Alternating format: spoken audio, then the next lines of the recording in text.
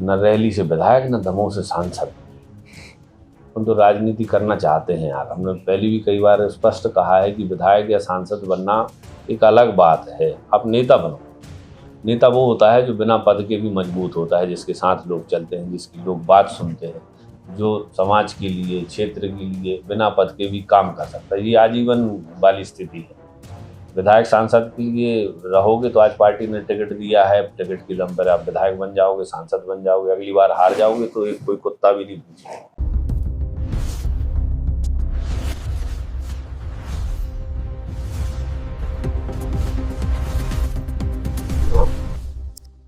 No फिकर के कार्यक्रम हम क्यों ना पूछे में आप सभी का स्वागत है।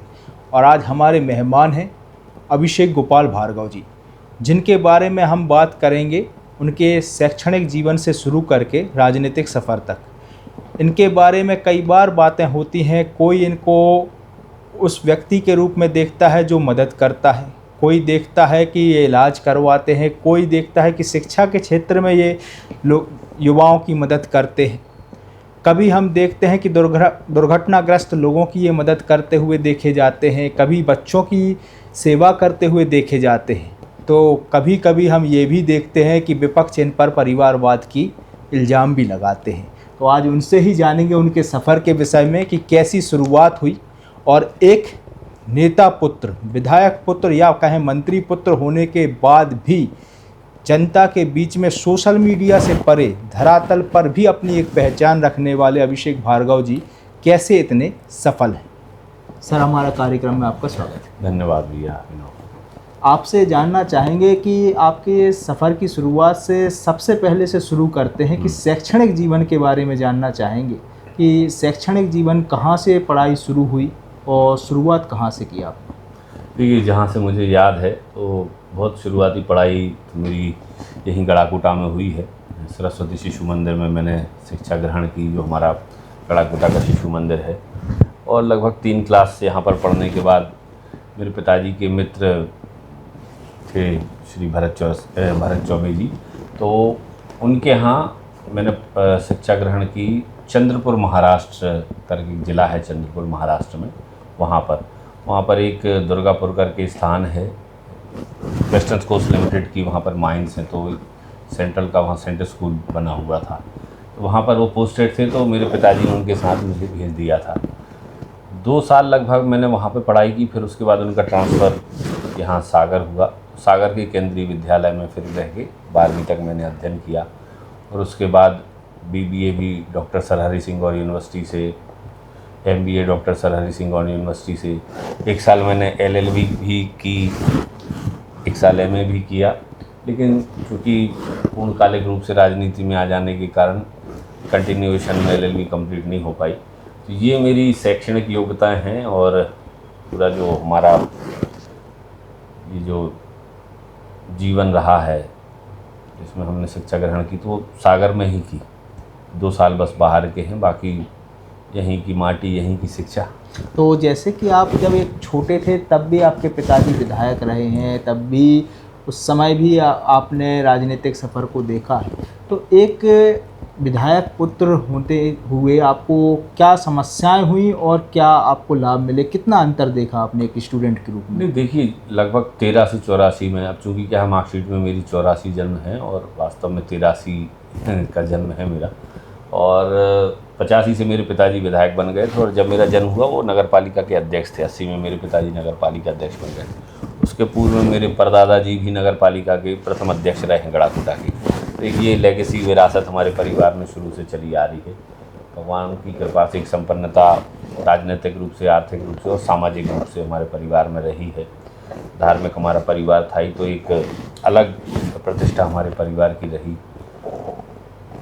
स्कूल में तो मुझे समझ में नहीं आया कि पिताजी विधायक हैं।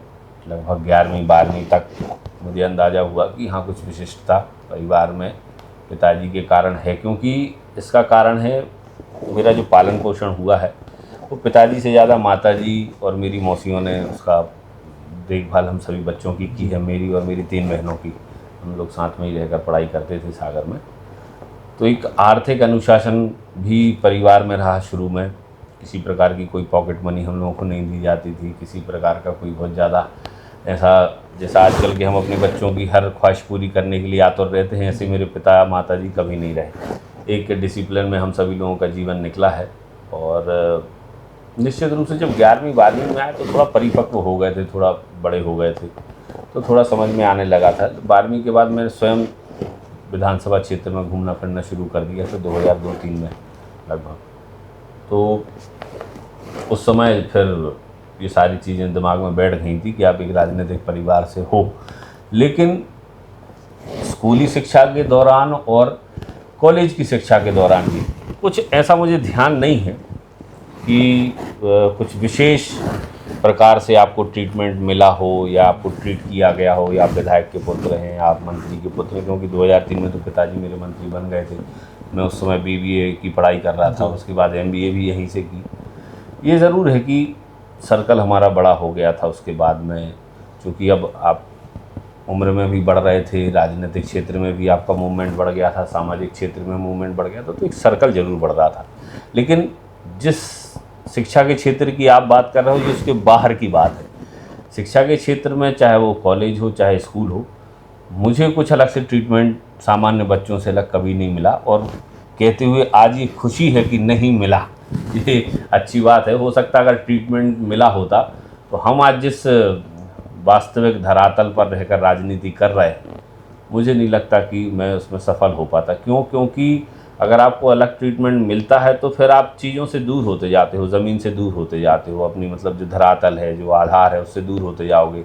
सामान्य लोगों की परेशानियाँ आपको पता नहीं रहेंगी, सामान्य लोगों की समस्याएं आपको पता नहीं रहेंगी। एक सामान्य परिवार कैसे जीवन यापन करता है या एक सामान्य परिवार की परेशानियाँ क्या हैं, इन सारी चीज़ों से आप दूर हो जाओगे। तो कहते हुए खुशी है कि पूरा शैक्षणिक जीवन और उस दौरान घर पर भी जो एक सामान्य परिवारों की तरह पालन पोषण हम बच्चों का हुआ, उस कारण से हम लोगों की ये जो आज के समय में लोगों से जुड़कर उनकी समस्याओं को समझ पाने की हमारी जो सोच है, जो IQ है, वो उसी कारण से डेवलप हुआ।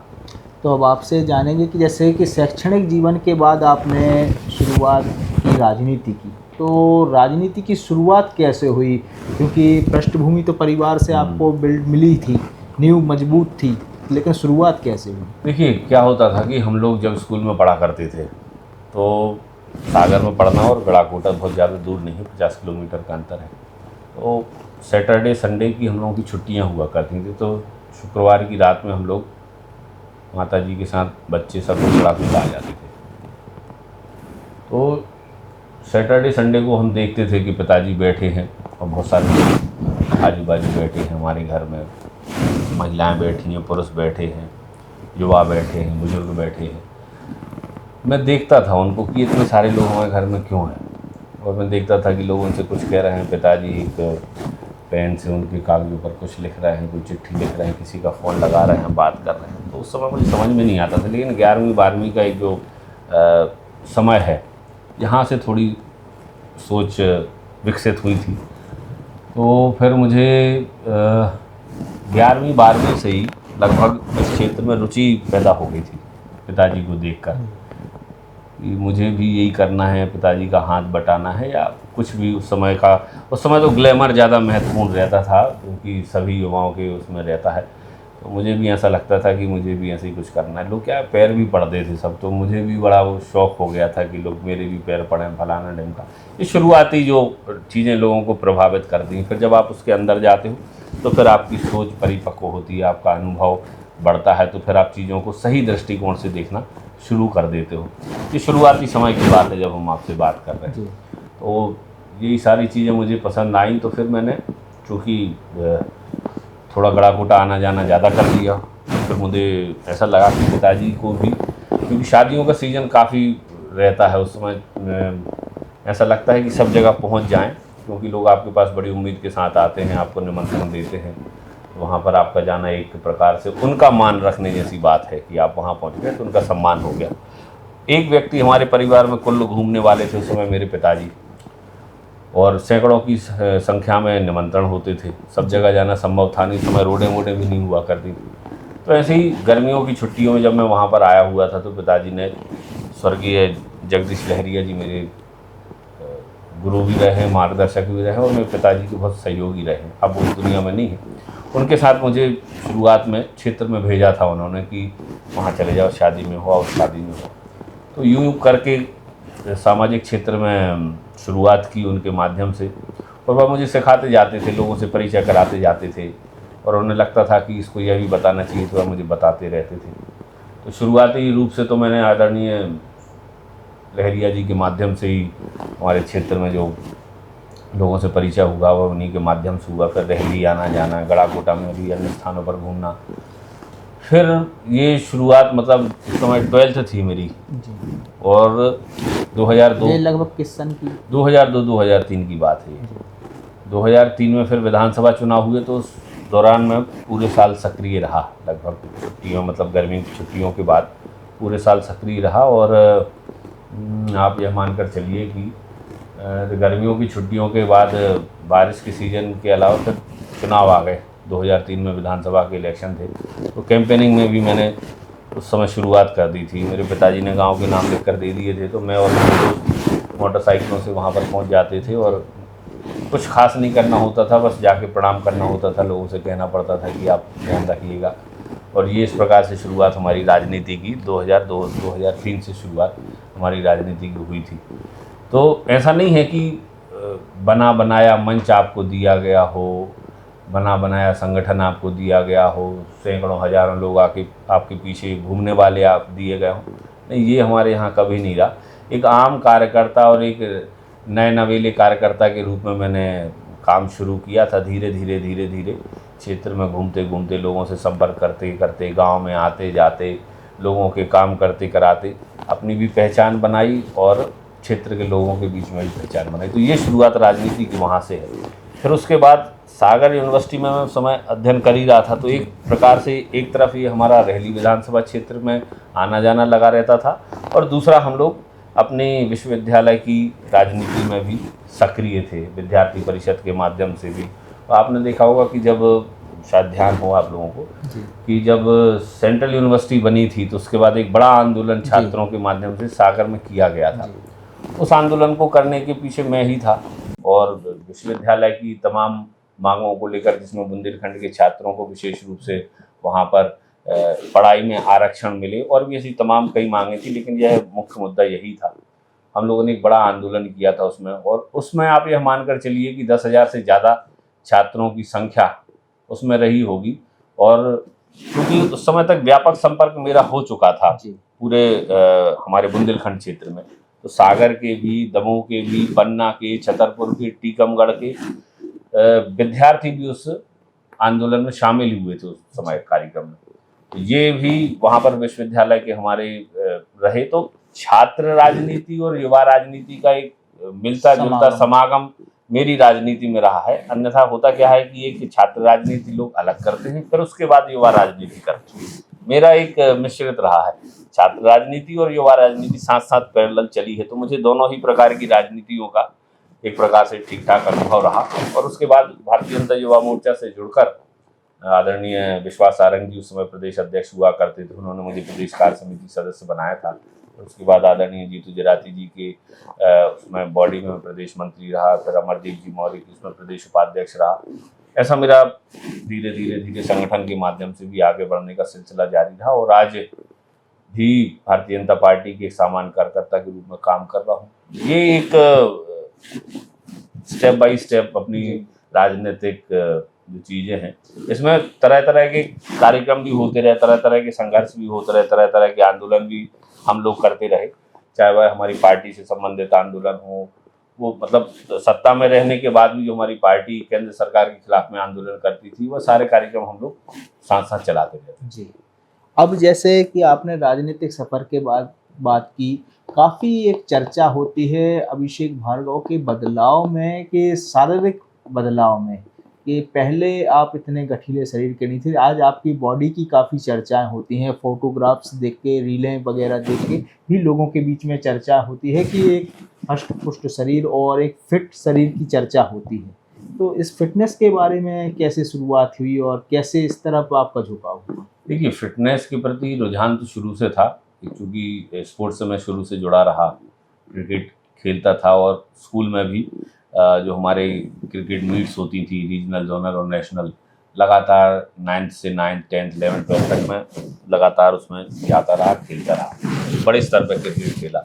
उसके बाद ये जो जिम से जुड़ाव है, ये 11वीं 12वीं के लगभग जिम से जुड़ा हुआ है। तो थोड़ा बहुत जिम शुरू कर दो, समय मैं बहुत दुबला पतला था, शौकिया जिम करता था, कभी होती थी, कभी नहीं होती थी, फिर यहाँ वहाँ आना जाना होता था तो नहीं।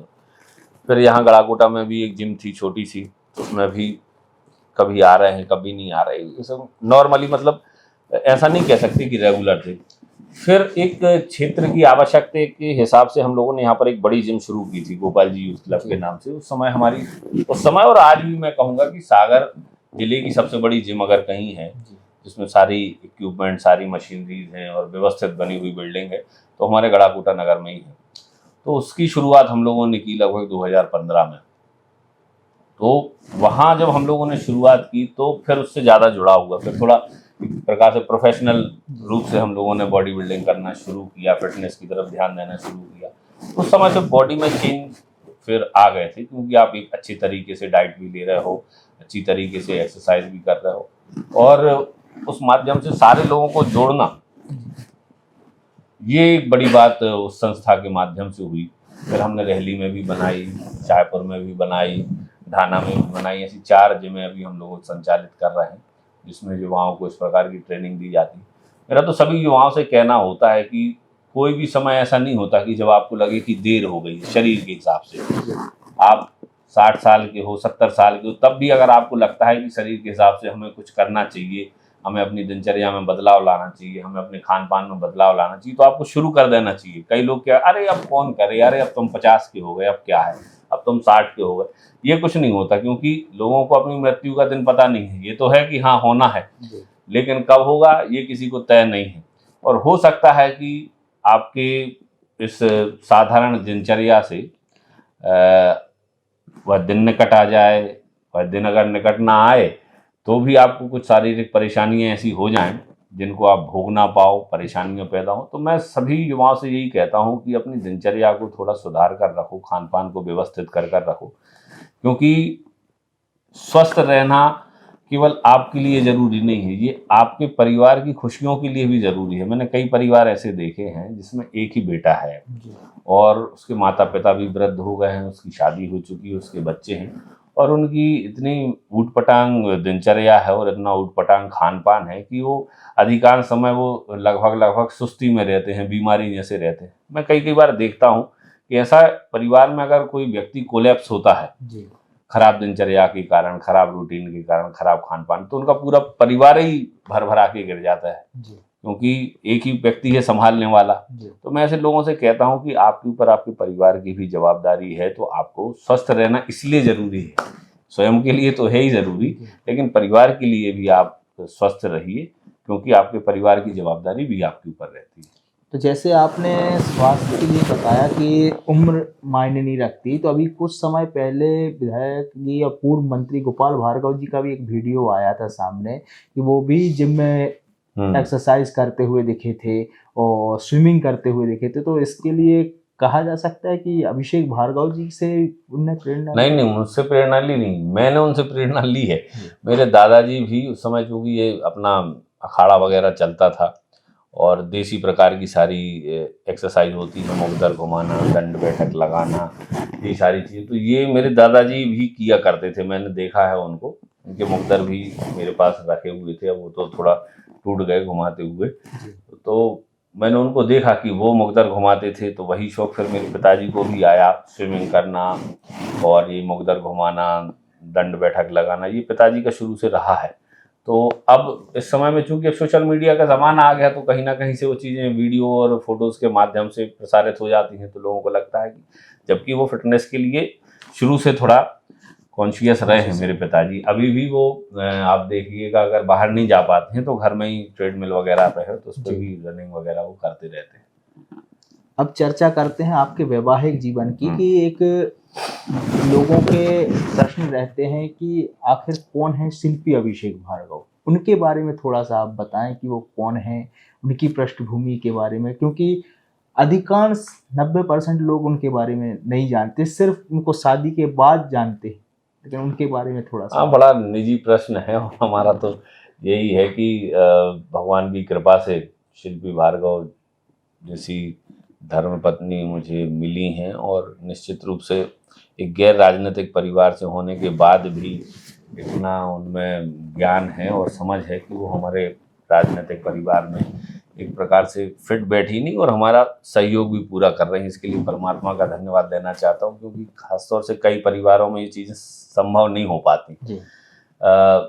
एक शुरू सोशल मीडिया के माध्यम से ही मेरा परिचय हुआ था उनसे, और उनके पिताजी तो उसमें पुलिस में रहे हैं और एसआई होकर रिटायर हुए थे, अब तो दिवंगत हो गए हैं। कोरोना के समय उनका देहांत हो गया। तो एक सामान्य परिवार उनका है विदिशा में, तो सोशल मीडिया के माध्यम से मेरा परिचय हुआ। तो अब जब विचार मिले, सोच मिली, अच्छे लगे, तो फिर उस चीज़ को थोड़ा समय दिया हम लोगों ने एक दूसरे को समझने का, और फिर मैंने अपने परिवार में बात रखी। मेरा परिवार ऐसा नहीं है कि किसी प्रकार के माता पिता कोई अपनी चीज़ बच्चों पर थोपते हैं कि तुम्हें यही करना है, नहीं तो एक इकलौते बेटे होने के नाते सभी सोचते हैं कि बहुत बड़े परिवारों में या ऐसी बहुत हाई फाई शादियाँ हमारे परिवारों की हों। और बड़ा सुलझा हुआ हमारा परिवार है। पिताजी ने पूछा कि तुम्हें ठीक लगे तो जैसा तुम चाहो, तो फिर ये सारी चीज़ें वहीं से आगे शुरू हुई। और फिर आप सभी को पता ही है कि सामूहिक विवाह सम्मेलन में जी। मेरा विवाह हुआ है, और निश्चित रूप से मैं इतने वर्षों में, 10 साल हो गए हमारी शादी को, ये कह सकता हूँ कि एक परिपक्व विचारधारा की और सुलझे हुए और सभी को साथ लेने की मानसिकता मेरी धर्मपत्नी जी की है। और निश्चित रूप से जब परमात्मा सारे गुणों को मिलाकर एक सुयोग्य जोड़ी बनाता है, तो फिर अभिषेक और शिल्पी जैसी जोड़ी सामने आती है। तो आपकी जब शादी हुई तो एक मंत्री के पुत्र की शादी हो रही है, और वो एक सामूहिक विवाह सम्मेलन में होती है। अधिकांश हम देखते हैं कि जब राजनेताओं के या फिर बड़े बड़े लोगों के यहाँ पे शादियाँ होती हैं तो बड़े ग्रैंड लेवल पे होती है, और उसमें काफ़ी दिखावा, काफ़ी शो ऑफ भी होता है। लेकिन इतना डाउन टू अर्थ और एक मंत्री पुत्र की शादी बिल्कुल सिंपल तरीके से सभी लोगों के साथ हुई, इसका क्या कारण देखते हैं? देखिए, मैं तो आज भी कहूँगा कि शादी बड़ा निजी विषय है। कौन इसको किस प्रकार से कर रहा है, हमें इस विषय पर चर्चा नहीं करनी चाहिए, किसी की तुलना नहीं करनी चाहिए, क्योंकि सबके बच्चे होते हैं, उनका कैसा लगाव होता है, उन्हें कैसे सपने संजो कर रखे हैं अपने बच्चों की शादियों के, ये उनका अपना एक निजी विषय है और बड़ा भावनात्मक विषय है। कोई बहुत ग्रैंड शादी कर रहा है, कोई एकदम साधारण तरीके से शादी कर रहा है, हमें इसकी कोई तुलना नहीं करनी चाहिए, क्योंकि हो सकता है कहीं ना कहीं उनकी भावनाओं को अपन ठेस पहुंचाएं। लेकिन जहाँ तक मेरा विषय है, तो मैं आपको बता दूं कि जब परिवार में मेरी और मेरी बहन जी की भी, हमारे जो बहनोई साहब हैं वो अमेरिका में इंजीनियर हैं और वो भी साथ में ही पढ़े थे, तो उनकी शादी की भी चर्चा थी। तो लगभग दोनों का संयोग ऐसा बना कि साथ में शादी करने का संयोग बन गया था। तो सामान्य रूप से मेरे ही विचार में ये बात आई थी कि पिताजी से कहूँ कि हम सम्मेलन कर रहे हैं तो हम लोग शादी सम्मेलन में कर लें। मेरे दादाजी इससे नाखुश थे। उनका कहना था कि एक बेटा है, अरे तुम अपनी राजनीति और ये वो मानने के लिए, उनको लग रहा था कि ये राजनीति के लिए है। लेकिन बेसिकली इसके पीछे ये जो बात थी वो मेरे पिताजी का संकल्प ही था जी। इतने वर्षों से, सन 2000 से सामूहिक विवाह मेरे पिताजी के माध्यम से किए जा रहे हैं, और हम लोग उसको अपनी बातों से भी, अपने व्यवहार से ऐसा प्रदर्शित करते थे कि ये सामूहिक विवाह करना एक बड़ा पुण्य का कार्य है। इसमें जो करने वाला है उसको भी पुण्य मिलेगा और जिनकी शादियां होंगी उनका भी खर्चा बचेगा। और अच्छी बात है कि आप एक अच्छा उदाहरण समाज के सामने पेश कर रहे हो सामूहिक विवाह में शादियां करके। तो लोग अक्सर ये पिताजी से कहा करते थे, मतलब जो ज़्यादा प्रैक्टिकल टाइप के लोग नहीं होते दुनिया में, जिनको भावों से कोई लेना देना नहीं होता, हम कुछ कह रहे हैं तो सब राजनीति, तो लोग इसी प्रकार के आरोप लगाते थे कि सब राजनीतिक बात है। अगर इतना ही अच्छा ये सामूहिक विवाह है आपके लिए तो क्या आप भी करोगे क्या? तो जब समय आया तो मुझे ऐसा लगा, तो पिताजी ने उस चीज़ को सराहा और कहा कि ये अच्छी बात है अगर करना। तो मैंने अपने बहनोई साहब लोगों को भी, उनकी भी पक्ष को मनाया। हमारा तो ठीक है, तो उनको भी मनाना, क्योंकि अमेरिका के लोग थे, उनका यहाँ आना और ये सारी चीज़ें करना ही पड़ा। तो उसमें मेरी बहन जी की भूमिका थी, तो उन्होंने भी समझाया, तो हम सभी लोग माने। क्या होता है कि राजनेता राजनीति तो करते हैं, इनकी कथनी और करनी में अंतर होता है। कहते कुछ हैं, करते कुछ हैं। राजनेता सही वही है जिसकी कथनी और करनी में अंतर ना हो। जी। राजनेता के ऊपर हमेशा जवाबदारी होती है समाज को दिशा देने की, एक उदाहरण सेट करने की, एग्जाम्पल सेट करने की। अगर राजनेता स्वयं उदाहरण और नजीर सेट नहीं कर रहा है जनता के सामने, समाज के सामने, तो वो फिर समाज को सही दिशा दे नहीं पाएगा। इन्हीं सारी चीज़ों को ध्यान में रखते हुए मेरा और मेरी बहन जी का विवाह सामूहिक सम्मेलन में किया गया, कि ताकि लोगों को यह हम विश्वास दिला सकें कि सामूहिक विवाह में बड़े लोग भी, छोटे लोग भी, अमीर गरीब, ये सारी चीज़ें हटा के सभी लोगों को विवाह करना चाहिए, ताकि एक जो हम कहते हैं ना कि फिजूल खर्ची ना हो विवाह में, और सभी समाज के लोग एक साथ बैठकर उसमें सभी लोगों को साथ रखें। एक सामाजिक समरसता का संदेश भी इन सम्मेलनों से जाता है। इन सारी चीज़ों को एक नज़ीर के रूप में समाज के सामने लाने के लिए ये शादी की गई थी, जिसका मुझे कहते हुए खुशी है कि लाखों की तादाद में लोग उस सम्मेलन में आए थे। सभी लोगों के आशीर्वाद से बड़े बड़े हमारे सभी नेतागण, जनप्रतिनिधि उसमें आए थे, संत आए थे। उन सब के आशीर्वाद के स्वरूप लगभग 1400 जोड़ों के साथ हमारी भी शादियाँ हुई थी। परमात्मा की कृपा से सफल है शादी जी। और अभी एक चीज़ और देखी जा सकती है कि पंडित गोपाल भार्गव ने जो शुरुआत की थी सामूहिक विवाह सम्मेलन की, आज वो पूरे मध्य प्रदेश में सरकार करा रही है। तो कहा जा सकता है कि सरकार भी इससे प्रेरणा लेकर आगे बढ़ी है। देखिए, ये तो कहा ही जा सकता है, इसमें मतलब कोई डिनाई करने वाली बात नहीं है। हम यहाँ 2000 सन से सम्मेलन करा रहे हैं, और केवल गोपाल भार्गव जी को देखकर ही सरकार ने ये शुरू किया, ऐसा नहीं है। ये जो सामूहिक विवाह सम्मेलन का जो कॉन्सेप्ट है, ये अन्य अन्य संस्थाओं में, अन्य अन्य स्थानों पर अन्य अन्य लोगों द्वारा भी किए जा रहे थे। ऐसा नहीं है कि भारत में केवल गोपाल भार्गव जी ही कर रहे हो, लेकिन ये है कि हमारे संज्ञान में गोपाल भार्गव जी थे, तो हम ये बातें अपनी कह पाते हैं। माननीय शिवराज जी ने इस योजना को मूर्त रूप दिया, एक शासकीय स्वरूप दिया। मैं उनका बहुत बहुत सदैव धन्यवाद देता हूँ, और मंचों से भी मैंने उनके लिए धन्यवाद दिया। ये बड़ी ही सुंदर योजना है एक ऐसे परिवारों का सहयोग करने की जिनकी आर्थिक स्थिति ठीक नहीं।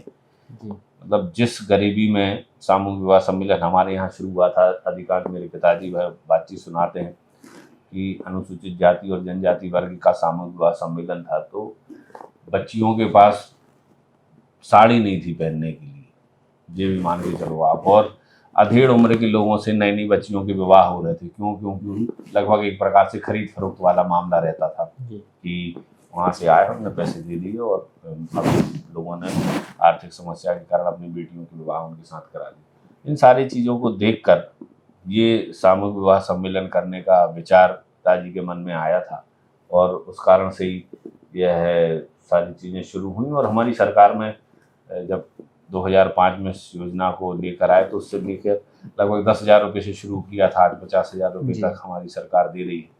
आने वाले समय में और आवश्यकता पड़ेगी तो निश्चित रूप से हमारी सरकार सभी का सहयोग करेंगी। हाँ, ये ज़रूर है कि अब योजना को थोड़ा अलग रूप दिया जा रहा है, गरीब परिवार के लोगों के लिए ही वह योजना सीमित की जा रही है। अच्छा है, समय के साथ चीज़ें बदलती भी हैं, और कहते हुए खुशी है और आशा है कि ये योजना चलती रहे। कोई भी हो, हम हो, हमारे बाद की पीढ़ी हो, हमारे बाद के जनप्रतिनिधि हो, वो भी इन चीज़ों को आगे बढ़ाते रहें तो ये समाज के लिए बेहतर होगा। अब आपसे जानना चाहेंगे कि आपने अभी कुछ समय पहले एक चीज़ देखी गई कि शिक्षा के क्षेत्र में भी आप काम कर रहे थे, कि लगातार यहाँ के युवाओं के लिए कंपटीशन कोचिंग की व्यवस्था की थी आपने, कि युवाओं को गड़ाकोटा या रहली विधानसभा के युवाओं को आगे लाने के लिए। उसका आप कॉन्सेप्ट कहाँ से ले आए और कैसे सोचा कि यहाँ पे ये चीज़ करनी चाहिए? ये तो एक मैं शुरुआत से आपको सुनाता हूँ। हम लोग स्पोर्ट्स पर्सन हैं, जिम में जाते हैं, सुबह से उठते हैं, घूमने जाते हैं।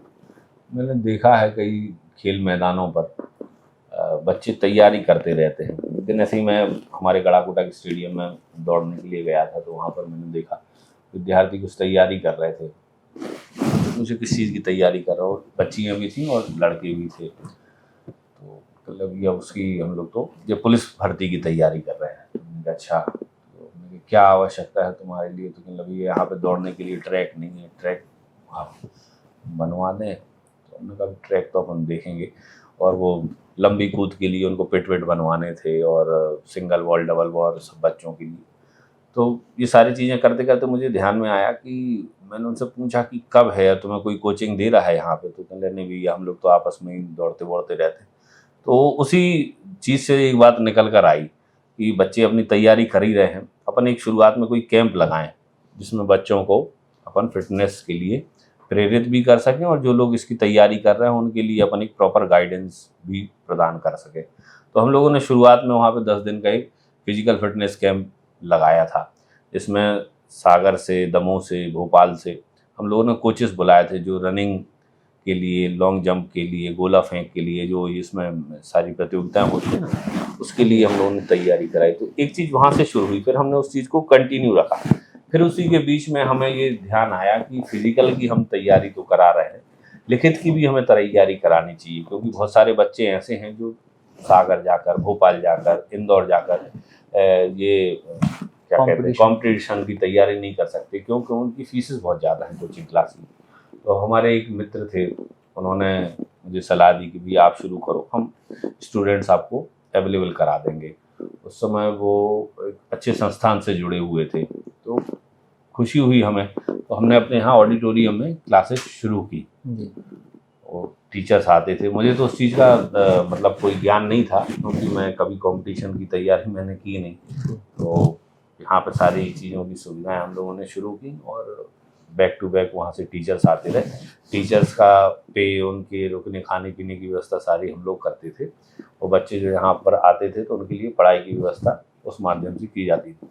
और लगभग 700-800 बच्चे एक साथ बैठकर पढ़ाई यहाँ पर किया करते थे। एक बड़ी स्क्रीन के माध्यम से हम लोग पढ़ाई कराते थे और यही सारी चीज़ें हम लोगों ने कंटिन्यू की। फिर कोरोना आया तो कोरोना में ऑनलाइन क्लासेस भी हम लोगों ने लगाई। फिर रैली में भी हमने क्लासेस शुरू की। ये सारी चीज़ें उस समय चलती हैं। इसका मेन ये था कि आप अगर किसी को नौकरी डायरेक्टली दे नहीं पा रहे हैं, किसी को पुलिस में जाना है, किसी को आर्मी में जाना है, वन विभाग में जाना है, आप सीधा तो दे नहीं पाओगे, तो एक प्रोसेस है। तो कम से कम अपने स्तर पर उसे इतना पॉलिश्ड कर दो कि वो कंपटीशन में खड़ा होने लायक बन जाए। ये तो आप कर सकते हो। यही हम लोगों ने किया। यहाँ पर हमने फिजिकल एक्टिविटी की, उनको ट्रेनिंग दी, लिखित परीक्षा की तैयारी उनको कराई। तो कहती हूँ खुशी है कि उस समय काफ़ी बच्चे अपनी मेहनत की दम पर, अपनी प्रतिभा की दम पर और हमारे थोड़े सहयोग से वो बच्चे आगे निकल गए। साथ ही हम लोग बच्चों को उसकी भी जिम में भी ट्रेनिंग कराते थे। कई बच्चे लिखित परीक्षा में पास हो जाते थे, उनकी रनिंग अच्छी थी, ये थी, लेकिन कई चेस्ट वगैरह में शॉर्ट पड़ जाते थे। तो उसके लिए भी एक प्रॉपर गाइडेंस एक जिम ट्रेनर के माध्यम से, डाइट वाइट, ये सारी चीज़ें उन बच्चों को हम लोग कराते थे। अभी भी कई बच्चों को हम लोगों ने अभी रिसेंटली जो पुलिस भर्ती हुई है उसमें किया, तो कई बच्चों ने अच्छी सफलता प्राप्त की है उसमें। तो यही है कि भाई हम अगर सीधा किसी को नौकरी नहीं दे पा रहे हैं, जॉब नहीं दे पा रहे हैं, तो हम कम से कम उनको इतना पॉलिश्ड कर दें। साथ ही हम यहाँ पर बैक टू बैक अपने यहाँ रोजगार मेला भी लगाते रहे हैं। मतलब जो इस प्रकार की नौकरियों में नहीं जा पाते हैं उनके लिए हम कुछ अच्छी कंपनीज लेकर भी आए थे। गुजरात की कंपनीज भी थी, मुंबई की कंपनी भी थी, हमारे इंदौर भोपाल से तो बहुत सारे लोग आए ही थे। तो यहाँ पर एक बड़ा प्लेसमेंट हम लोगों ने उस समय रखा था कॉलेज में। तो लगभग 1700 बच्चों के लगभग, एग्जैक्ट ध्यान नहीं है लेकिन हाई टेंटेटिव ध्यान है, इतने बच्चों को प्लेसमेंट वहाँ पर मिले थे। लेकिन दुर्भाग्य से कई बच्चे वापस आ गए वहाँ पे। मैंने तो यहाँ से बस भी पहुँचाई थी अहमदाबाद जाने की, लेकिन कई लोगों को माहौल सूटेबल नहीं लगता है। वो कई बार उन्हें ऐसा लगता है कि हमसे यहाँ पर कुछ कहा गया है, वहाँ पर कुछ और प्रकार की हम लोगों से मेहनत कराई जा रही है। तो कई बच्चे वापस आ गए। एक होम सिकनेस भी रहती है बच्चों को। सबसे बड़ी समस्या ये होम सिकनेस की है। बच्चे प्रतिभावान हैं, बुद्धिमान हैं, करने की ललक उनमें है, लेकिन होम सिकनेस के कारण वो बहुत अच्छी अपॉर्चुनिटीज छोड़ देते हैं, चूक जाते हैं। तो कई बार मैं बच्चों से कहता हूँ कि होम सिकनेस से अगर तुम लड़ गए तो फिर तुम कहीं भी सफल हो पाओगे, क्योंकि तुम्हें प्रतिभा है, तुम्हें बुद्धि है, लेकिन केवल एक जो रहता है ना, घर से जुड़ना है, माता जी की याद आएगी, भाई बहनों की याद आएगी, दोस्त छूट जाएंगे, ये जो फोबिया होता है, इससे बच्चे बड़ा पिछड़ जाते हैं। तो अपन यही प्रयास में हैं कि बच्चों को लगातार पॉलिश्ड करते रहें ताकि वो कंपटीशन की तैयारी में आगे बढ़ सके। अब आपसे जानेंगे कि गड़ाकोटा के बारे में जानना चाहेंगे कि गड़ाकोटा को डेवलप किया गया, जैसे कि गड़ाकोटा के ब्रिज पे लाइटें लगाई गई, आई लव गड़ाकोटा लिखा गया, बस स्टैंड का प्रॉपर निर्माण हुआ, हाँ। कॉम्प्लेक्स का निर्माण हुआ, जिम स्विमिंग पूल वगैरह सब व्यवस्थाएं यहाँ पे की गई, शादी घर बनाए गए, ऐसी सब व्यवस्थाएं गड़ाकोटा में हुई। इसको कैसे देखते हैं? और कई बार ऐसा भी हुआ है कि गड़ाकोटा की तुलना सागर और दमोह से की गई और सागर और दमोह से कहीं कमतर नहीं बेहतर बताया गया। सोशल मीडिया पे भी ऐसी कई पोस्टें आप देख सकते हैं कि ऐसी डाली गई। तो इसको कैसे आप देखते हैं? देखिए, इसमें दोनों ही चीज़ें हैं। एक तो मेरे पिताजी को पर्याप्त समय मिला मंत्री रहते हुए अपने क्षेत्र को डेवलप करने का, और साथ ही साथ उनका इतना अनुभव हमारे काम में आया, राजनीतिक पकड़, प्रशासनिक पकड़ हमारे काम में आई। और हम स्वयं जो बाहर घूम कर आते थे, देश में विदेश में जहाँ भी हम गए, तो वहाँ से आइडियाज़ लेकर आ जाते थे, ये अच्छा हो सकता है, ये अच्छा हो सकता है, ये बहुत अच्छा फाउंटेन यहाँ पे बना है, ये ऑडिटोरियम यहाँ पे बना है, ये लाइट्स अच्छी बनी है, ये पार्क अच्छे बने। ये सारी चीज़ें हम देख कर आते थे, फिर हम उसको अपने यहाँ इम्प्लीमेंट करने की प्रयास में रहते थे। उसमें कई बार चुनौतियों का सामना करना पड़ता था कि हमारी भौगोलिक परिस्थिति कैसी है, ये सारी चीज़ें वहाँ नहीं बन सकती, यहाँ नहीं बन सकती, जैसा वहाँ बना है वो यहाँ नहीं बन सकता, हमारे पास स्थान की कमी है। ये सारी चीज़ें भी निकल कर आती थी, तो उसमें मॉडिफाई करके चीज़ें हम बना लिया करते थे। बाहर का अनुभव, बाहर के आइडियाज़ हम लोगों ने अपने यहाँ इम्प्लीमेंट किए, और माननीय भार्गव जी की राजनीतिक पकड़ और प्रशासनिक पकड़ का हमें लाभ ये मिला कि हमें कभी किसी प्रकार की फंड की कमी नहीं आई।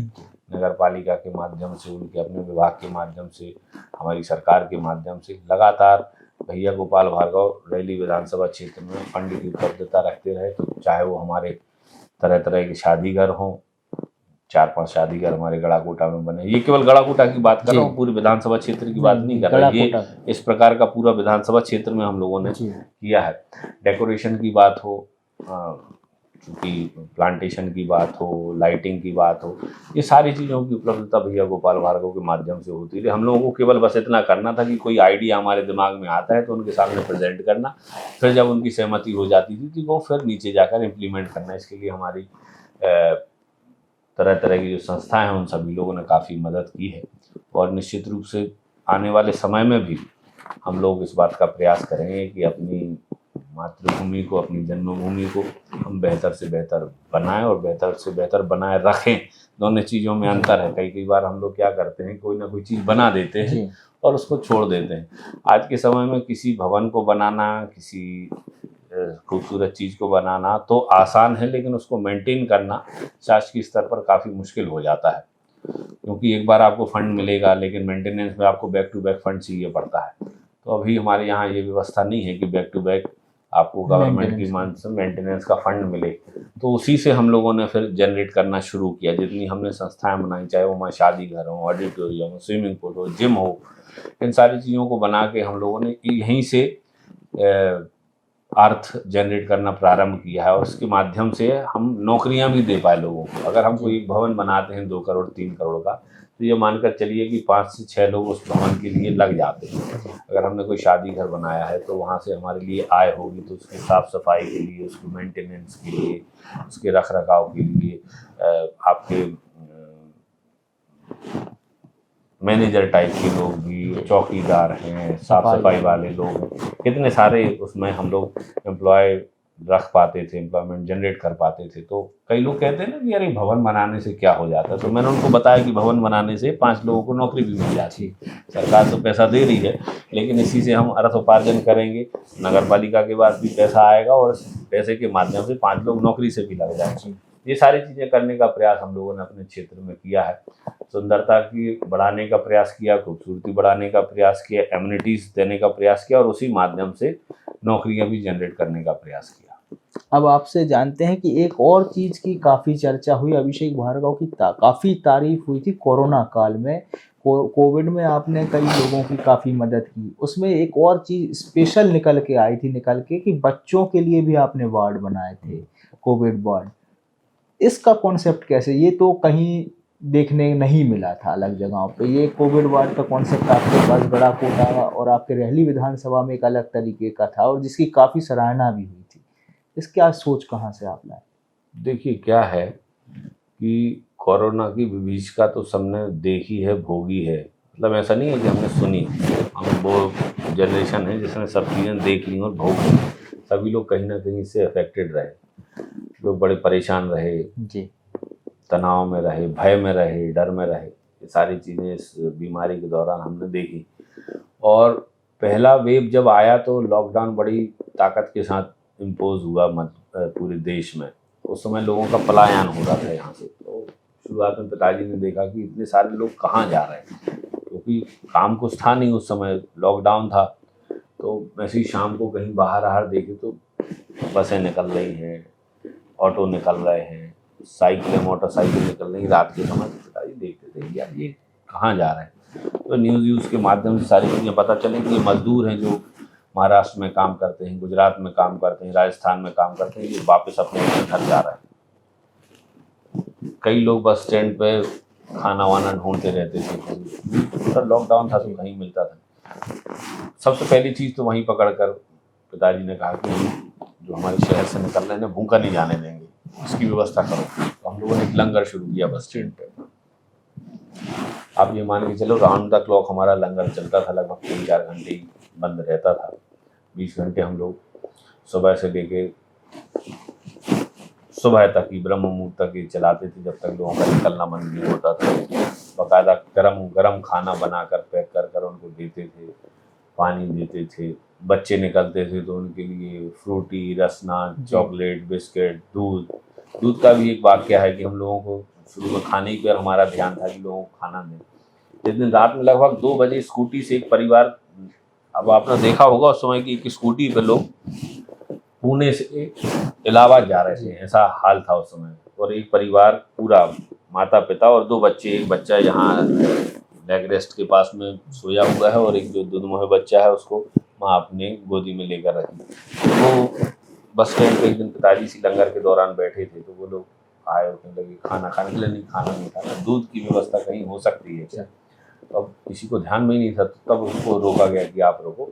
तो दुकान खुलवाई, घर में से दूध लेके आए हम लोग। और फिर पिताजी ने कहा कि बच्चों के लिए भी एक व्यवस्था यहाँ पर बना। तो फिर हम लोगों ने एक काउंटर बच्चों के लिए, उनसे डेडिकेटेड सारी चिप्स, बिस्किट, फ्रूटी, रसना, दूध जो बच्चों के लिए हो सकता था वो एक अलग हम लोगों ने रखा।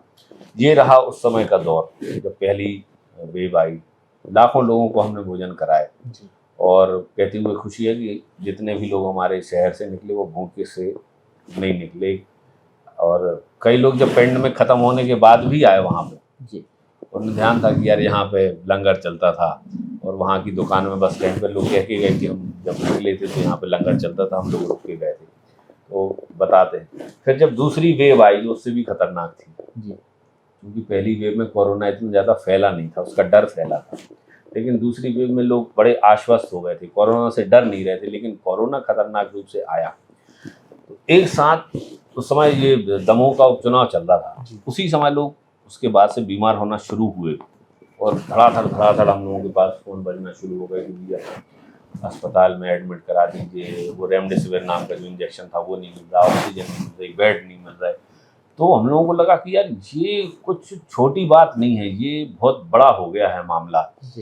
फिर धीरे धीरे मीडिया में वो सारी चीज़ें निकल कर आई। तो हम लोगों ने फिर कोविड सेंटर ही शुरू किया। कोविड सेंटर शुरू करना आसान नहीं था, क्योंकि कोविड के नाम से ही लोग भाग जाते थे जी। अब कोविड सेंटर शुरू करने के लिए चलो आप बिल्डिंग बना दोगे, हमारे पास बनी बनाई बिल्डिंग थी, बेड ले आओगे। ऑक्सीजन नहीं मिल रही थी, चलो आप प्रभावशाली हो, आप ऑक्सीजन की व्यवस्था कर दोगे। ऑक्सीजन कॉन्सेंट्रेट, नर्सेस कहाँ से लाओगे, डॉक्टर्स कहाँ से लाओगे, वार्ड बॉय कहाँ से लाओगे, सफाई कर्मचारी कहाँ से लाओगे, मेंटेनेंस वाले कहाँ से लाओगे, लोगों को एक पूरा जो एक हॉस्पिटल मैनेजमेंट की टीम लगती है वो कहाँ से लाओगे। लेकिन सोच लिया था तो फिर उसको किया हम लोगों ने अपने स्तर पर अपनी पिताजी के थ्रू विज्ञापन जारी कराए। तो कहते हुए खुशी है कि सेवाभावी लोग भी बहुत सारे हैं यहाँ पे जी। और बहुत सारे नर्सेज भी हम लोगों को मिले, मेल और फीमेल दोनों नर्स हमें मिले, और सारा स्टाफ, डॉक्टर्स हमें मिले। निजी रूप से हम लोगों ने उनको तनख्वाह भी दी, लेकिन वो एक अलग विषय है तनख्वाह देना। उनकी डेडिकेशन के कारण हमारा कोविड सफलतापूर्वक संपन्न हुआ और सैकड़ों मरीजों का हमने वहाँ पर इलाज किया। और परमात्मा की कृपा इतनी अच्छी रही, इतनी ज़्यादा रही कि डेथ रेट भी हमारे यहाँ नहीं था। इनिशियली शुरू में 1 या 2 डेथ हमारे कोविड सेंटर में हुई थी, उसके बाद नहीं हुई। हमने रैली में भी कोविड सेंटर चलाया, हमने शाहपुर में भी कोविड सेंटर चलाया, गड़ाकोटा का कोविड सेंटर तो हम 100 बेड तक ले गए थे। 20 और 30 बेड से शुरू करके हम 100 बेड तक उसको लेके चले गए थे।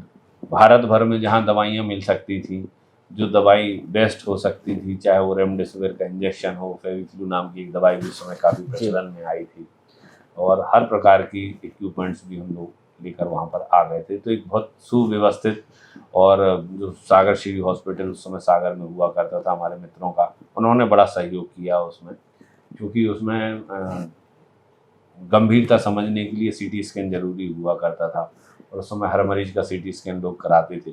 हमें रात में स्लॉट मिलता था, 10 बजे के लगभग स्लॉट मिलेगा, तो क्योंकि दिन भर उनका हॉस्पिटल चल रहा है तो रात में वो स्लॉट देते थे। तो हम यहाँ से थोड़े गंभीर मरीज जिन्हें हमें लगता था, डॉक्टर लिख के देते थे इनका कराना है, तो रात में 2 घंटे 8-10 मरीजों का सीटी स्कैन हो जाता था, तो उनको लेके आ जाते थे। और जो सीरियस मरीज रहते थे तो फिर हम उन्हें सागर की प्राइवेट अस्पताल में शिफ्ट कर देते थे। ये चला पूरा। फिर जब ये ढलान पे आया तो मीडिया में एक खबर निकल कर आई कि बच्चों में, चूँकि वैक्सीन लगना उस समय शुरू हो गया था, बच्चों को वैक्सीन लग नहीं रहा था, तो मीडिया में एक खबर निकल कर आई कि बच्चों को भी कोरोना का संक्रमण हो सकता है और इसका खतरा बहुत ज़्यादा है। तो जिस प्रकार हम लोग थोड़ा लेट हुए थे कोरोना सेंटर शुरू करने में, हमें ऐसा लगता है कि अगर हमने 15 दिन पहले शुरू कर दिया होता तो कई जान हम बचा लेते थे। तो बच्चों का हम लोगों ने यही सोच के शुरू किया कि इसमें लेट नहीं होना है। क्यों? क्योंकि ये मानकर चलिए आप, हम या आपकी उम्र का कोई व्यक्ति हो, तो अगर आप कितने ही वैसे होगे तो देख लोगे उसका कुछ ना कुछ गलत हो रहा है तो आप उसको देख लोगे, लेकिन बच्चों का गलत किसी से देखा नहीं जाएगा। ये एक धारणा हमारे मन में बहुत घर कर गई थी, और उस कारण से हम लोगों ने फिर बच्चों का कोविड सेंटर उसी स्थान पर बनाना प्रारंभ किया। और चूंकि बच्चों का था तो हम उसको ऐसा बनाना चाहते थे कि बच्चों को ऐसा ना लगे कि हम हॉस्पिटल में हैं। तो उसके लिए भी हम लोगों ने सारा वो सजावट का काम, कार्टून वगैरह, उनके खिलौने वगैरह सब वहाँ पे रखे, और बच्चों से संबंधित जो इक्विपमेंट्स होते हैं वो भी हम लोग लेकर आ गए थे। क्योंकि क्या है, अपने बराबर कैन्यूला वगैरह जो लगती हैं वो बच्चों के लिए अलग प्रकार से आती हैं, उनके इंजेक्शन अलग प्रकार के आते हैं, उनको जो ऑक्सीजन लेवल उनका चेक करना है वो हमारी सामान्य मशीन से चेक नहीं होता, उनको पैर वैर में बांध के वो अलग उनकी आती थी। वो सारी चीज़ें हम लेकर आ गए थे, सारी व्यवस्थाएं हमने कर ली थी। लेकिन मैं प्रतिदिन परमात्मा से यही प्रार्थना करता था कि भगवान इसको शुरू ना करना पड़े, इसको शुरू ना करना पड़े। परमात्मा ने इतनी व्यवस्था रखी कि हमें वो कोविड सेंटर शुरू नहीं करना पड़ा, व्यवस्था करके हमने रखी। और कहते हुए खुशी है कि उस पूरे दौरान कोविड सेंटर बड़ों का भी हमने चलाया, उसमें भी हम लोगों ने से जितनी सेवा बन सकती थी उतनी सेवा की, जितने लोगों की जान बचा सकते थे उतने लोगों की जान बचाई।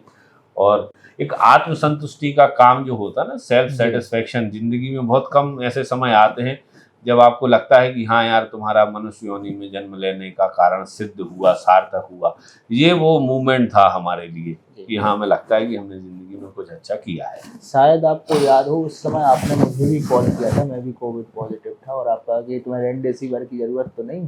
एक मुझे याद है क्योंकि आपने हेल्प के लिए फ़ोन किया था मुझे, तो वो चीज़ें आज भी याद है कि किस प्रकार से आपने उस समय लोगों की हेल्प की। जी, ऐसे समय होते हैं यार।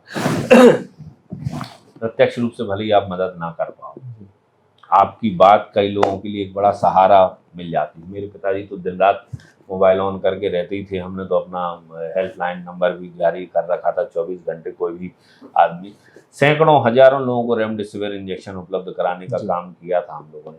लेकिन साथ ही साथ, क्योंकि ये तो अपनी एक प्रोसेस है ही, लोगों के लिए सबसे बड़ा संबल होता है शब्द। अगर आप उनसे बात कर रहे हो, अगर आप उन्हें आशा दे पा रहे हो, संबल बंधा पा रहे हो, तो निश्चित रूप से उनकी विल पावर बढ़ेगी, और वो विल पावर किसी भी मेडिसिन से बेहतर काम करती है। तो परमात्मा की कृपा आपके ऊपर भी रहेगी, आप भी स्वस्थ हुए, और अच्छी बात है। बस यही है कि इस प्रकार के कोरोना का ये जो दुर्दिन हम सभी लोगों ने देखे, फिर ना देखना पड़े।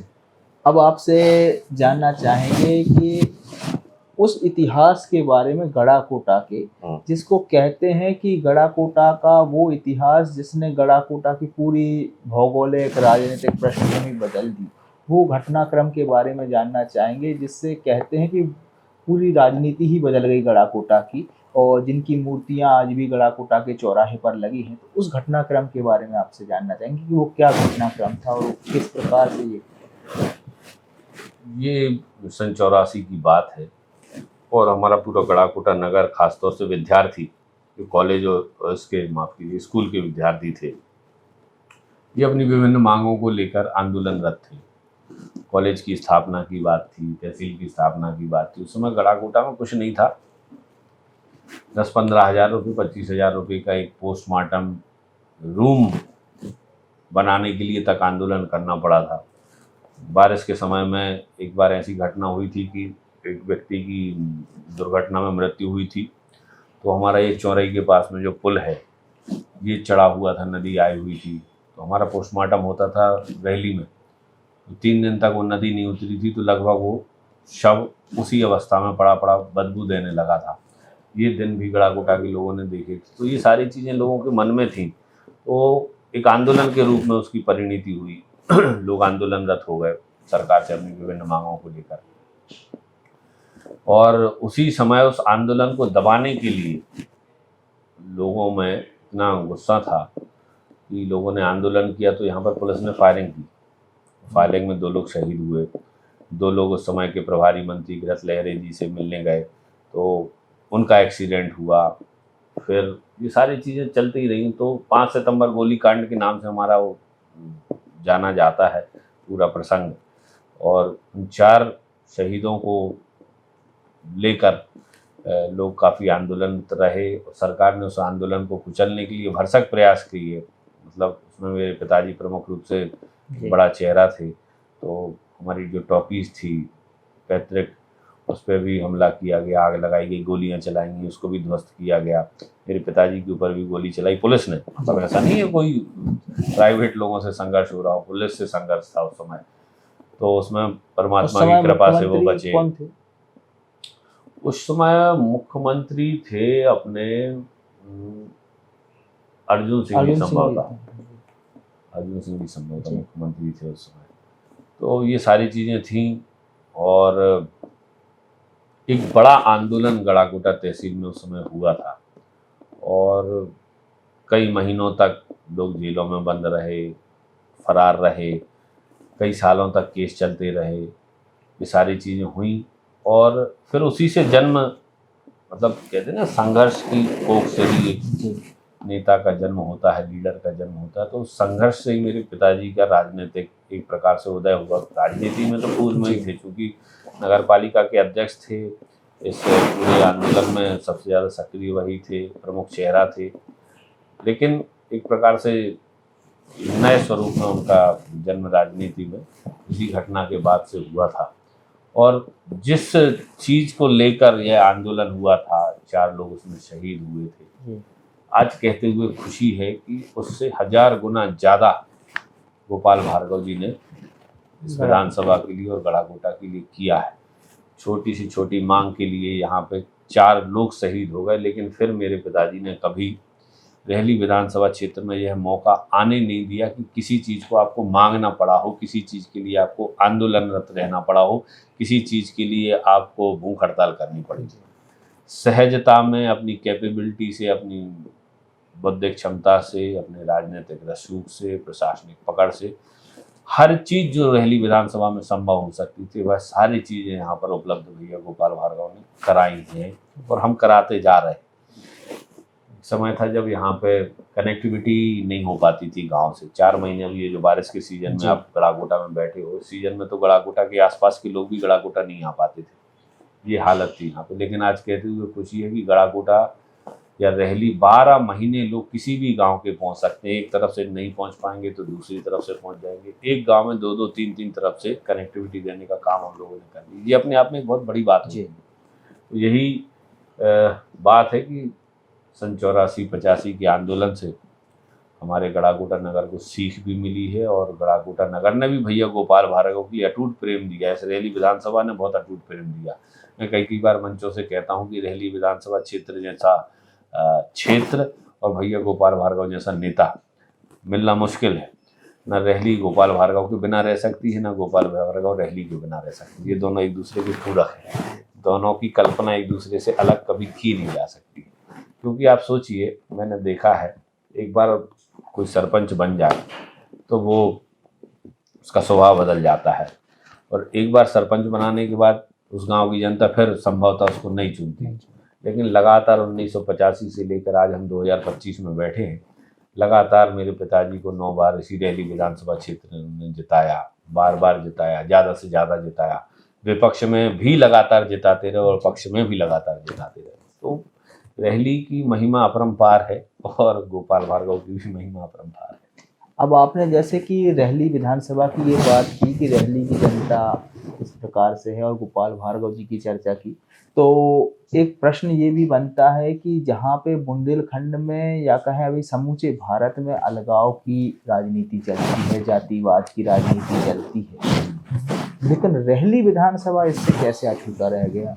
क्योंकि यहाँ पे हर वर्ग गोपाल भार्गव की तारीफ करता है, हर वर्ग उनके साथ खड़ा होता है। यहाँ तक कि देखते हैं हम मध्य प्रदेश में नहीं, पूरे देश में कहीं ना कहीं भारतीय जनता पार्टी से मुस्लिम वोटर दूर होता है, लेकिन यहाँ रहली विधानसभा में मुस्लिम वोटर भी गोपाल भार्गव के साथ में रहता है। यहाँ पे हर जाति हर वर्ग का व्यक्ति उनके साथ खड़ा रहता है, तो ये कैसे आप देखते हैं? देखिए, वो दोहा है ना, मुखिया मुख सो चाहिए खान पान सोए। तो वैसे ही भैया गोपाल भार्गव का स्वभाव है, कथनी और करनी में अंतर नहीं है। और सबसे बड़ी बात कि एक उदार हृदय है उनका, मतलब पुत्र होने के नाते ये बात नहीं कह रहा, एक कार्यकर्ता होने के नाते बात कर रहा हूँ। उदार हृदय है उनका, अगर किसी ने वोट दी तो भी ठीक, नहीं दी तो भी ठीक, निष्प्राय निष्काम भाव से हमारा जो काम है क्षेत्र के लिए, जो हमारा संकल्प है क्षेत्र के लिए, उस पर हम चल रहे हैं, अड़िग हैं और करते रहे हैं। ये चीज़ जब किसी के मन में आ जाती है तो कोई उसके साथ है कि नहीं है, किसने उसका बुरा किया, किसने उसका भला किया, ये बातें बेमानी हो जाती हैं। इसी चीज़ को लेकर भैया गोपाल भार्गव ने लगातार इन 40-50 वर्षों में क्षेत्र में काम किया है, जिस कारण से एक अभिभावक की छवि हर व्यक्ति उनके रूप में देखता है, एक संरक्षक की छवि उनके मन में देखता है। तो परिवार का जो भाव होता है वो हमारे पूरे क्षेत्र में विद्यमान हो चुका है। परिवार में लड़ाई होती है, झगड़ा होती है, लेकिन जब बात परिवार की आती है तो सब लोग एक साथ हो जाते हैं। ऐसा ही होता है, हमसे कोई लड़ेगा झगड़ेगा, लेकिन जब बात चुनाव की आएगी तो सब लोग गोपाल भार्गव के साथ हो जाते हैं। हिंदू की बात हो, मुस्लिम की बात हो, जातियों की बात हो, क्षेत्र की बात हो, इन सारे मुद्दों से भैया गोपाल भार्गव बहुत पहले ऊपर उठ चुके हैं। और जब भैया गोपाल भार्गव को पावर मिली, शक्तियाँ मिली, ताकत मिली, तो उन्होंने किसी वर्ग से भेदभाव किया नहीं। लोगों को लगता था कि अब ये मंत्री बन गए हैं तो अब ये फलानी जाति से भेद करेंगे क्योंकि उनको वोट नहीं दी, फलानी जाति से, धर्म, ये सारी चीज़ें भैया गोपाल भार्गव ने नगण्य कर दी इस क्षेत्र में। हर जाति हर वर्ग हर धर्म के लोगों को परस्पर सम्मान दिया, एक सी दृष्टि रखी, एक सा विकास किया। इस कारण से ही आज संपूर्ण भारत में भैया गोपाल भार्गव का नाम एक उदारवादी नेता के रूप में देखा जाता है, किसी कट्टरवादी नेता के रूप में नहीं देखा जाता। मैं कई बार बताऊं, व्यक्तिगत रूप से मेरा भी ऐसा रहा है कि मैंने चुनाव में बड़ी मेहनत की, किसी पोलिंग को लेकर बड़ी मेहनत की, और वो पोलिंग अपन हार गए इस गांव की। तो मुझे ऐसा लगता था कि इतनी मेहनत की यार, घर घर जाके पैर तक पड़े अपन ने, लोगों ने बड़ी कस्में खाई आपको, फिर विश्वासघात टाइप का किया, लोगों को वोट नहीं दी तो हमें भी की जा जाती थी। तो हमें ऐसा लगता था कि इस गांव का हम बुरा कर दें, यहाँ सुविधाएं बंद कर दें, यहाँ का काम ना करें। लेकिन मेरे पिताजी ने कभी ये नहीं किया। मैंने उनसे कहा भी तो उन्होंने कहा चलो हटाओ, कुछ होगा नहीं। उसका कारण था उनका राजनीतिक अनुभव।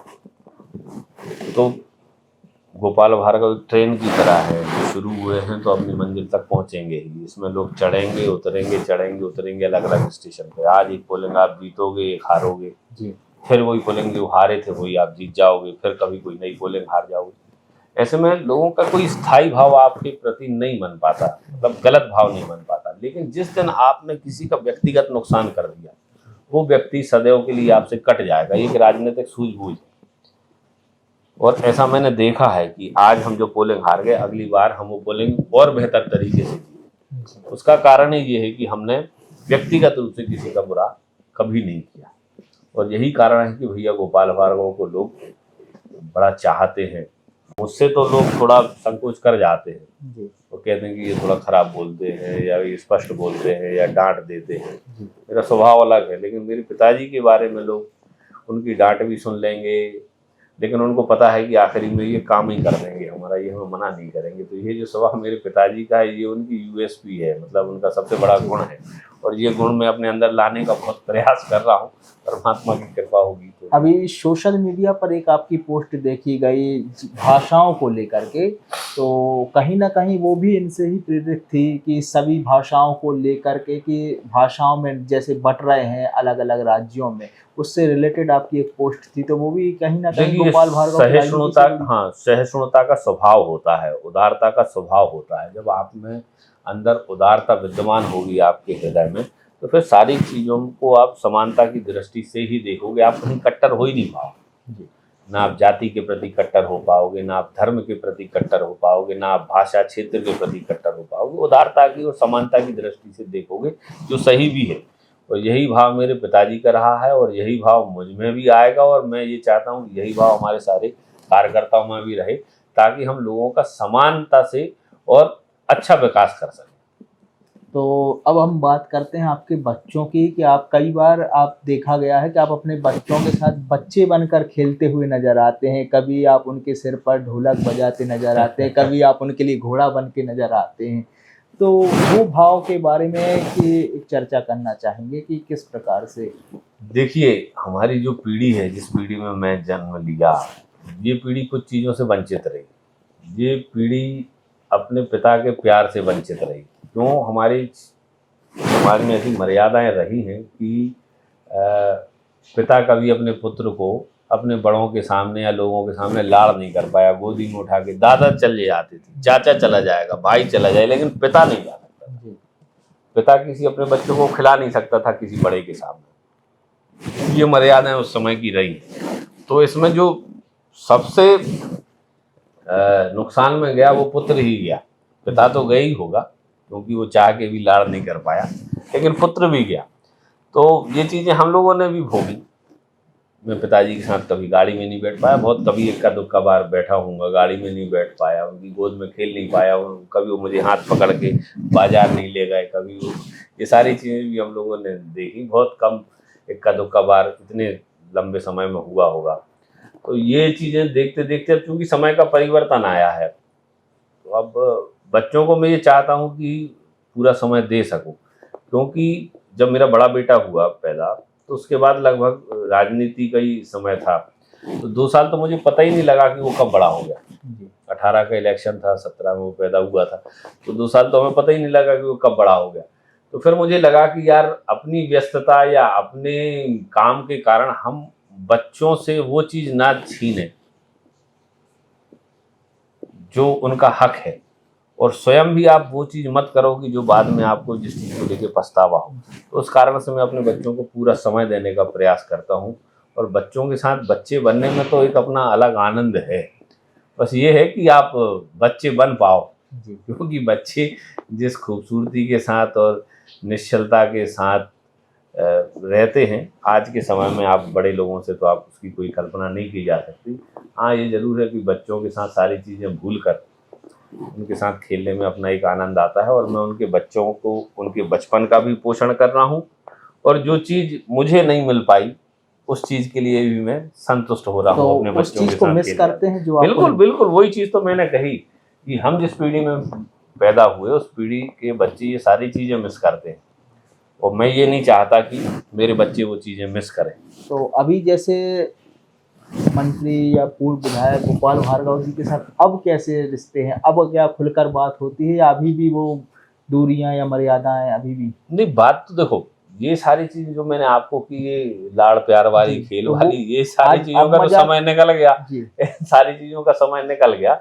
अब तो हम भी परिपक्व हो गए हैं, और वो तो बहुत अनुभवी हैं। तो हम लोगों की जो बातचीत होती है वो राजनीतिक और पारिवारिक विषयों पर होती है। इस प्रकार की खेल तो वो, अब जैसे नाती हो गए उनके, तो ये सारे खेल वो उनके साथ कर लेते हैं। नाती और पोते दादा की चलती रहती है, आपने कई वीडियोस जी। भी देखे होंगे, वो उन बच्चों के साथ मस्त हो जाते हैं।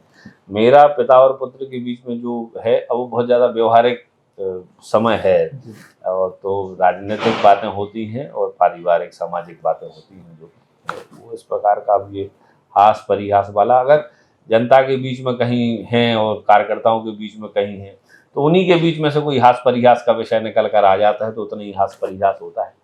बाकी तो अब सारी चीज़ें बड़ी ऐसी हैं कि व्यवहारिक बातों पर चर्चा होती है। बच्चों की चर्चा हुई तो अब आपसे एक चर्चा करते हैं वेदिका फाउंडेशन के बारे में, जिसकी आपने शुरुआत की और आपने और भाभी शिल्पी अभिषेक भार्गव दोनों मिलके इसको आगे बढ़ा रहे हैं। तो इसके बारे में आप बताएं कि ये क्या है और इसके विषय में आपने कैसे सोचा? क्योंकि बहुत सारे लोगों को पता है कि जब मेरे जुड़वा बच्चे हुए थे, एक बेटा और एक बेटी, तो बिटिया जो हमारी है वेदिका, जिसके नाम पे फाउंडेशन शुरू की, उसको बचपन से एक हृदय रोग है, और वो हृदय रोग इतना गंभीर है कि उसका अभी लगभग कोई शॉर्ट इलाज नहीं है जी।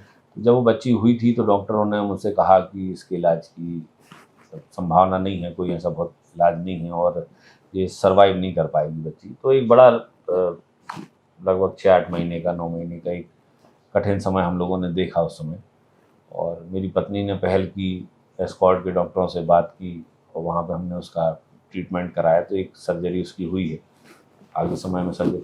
तो ये बात जो निकल कर आई ना फाउंडेशन की, खासतौर से बच्चियों के हृदय रोग से संबंधित, ये वहीं से निकल कर आई।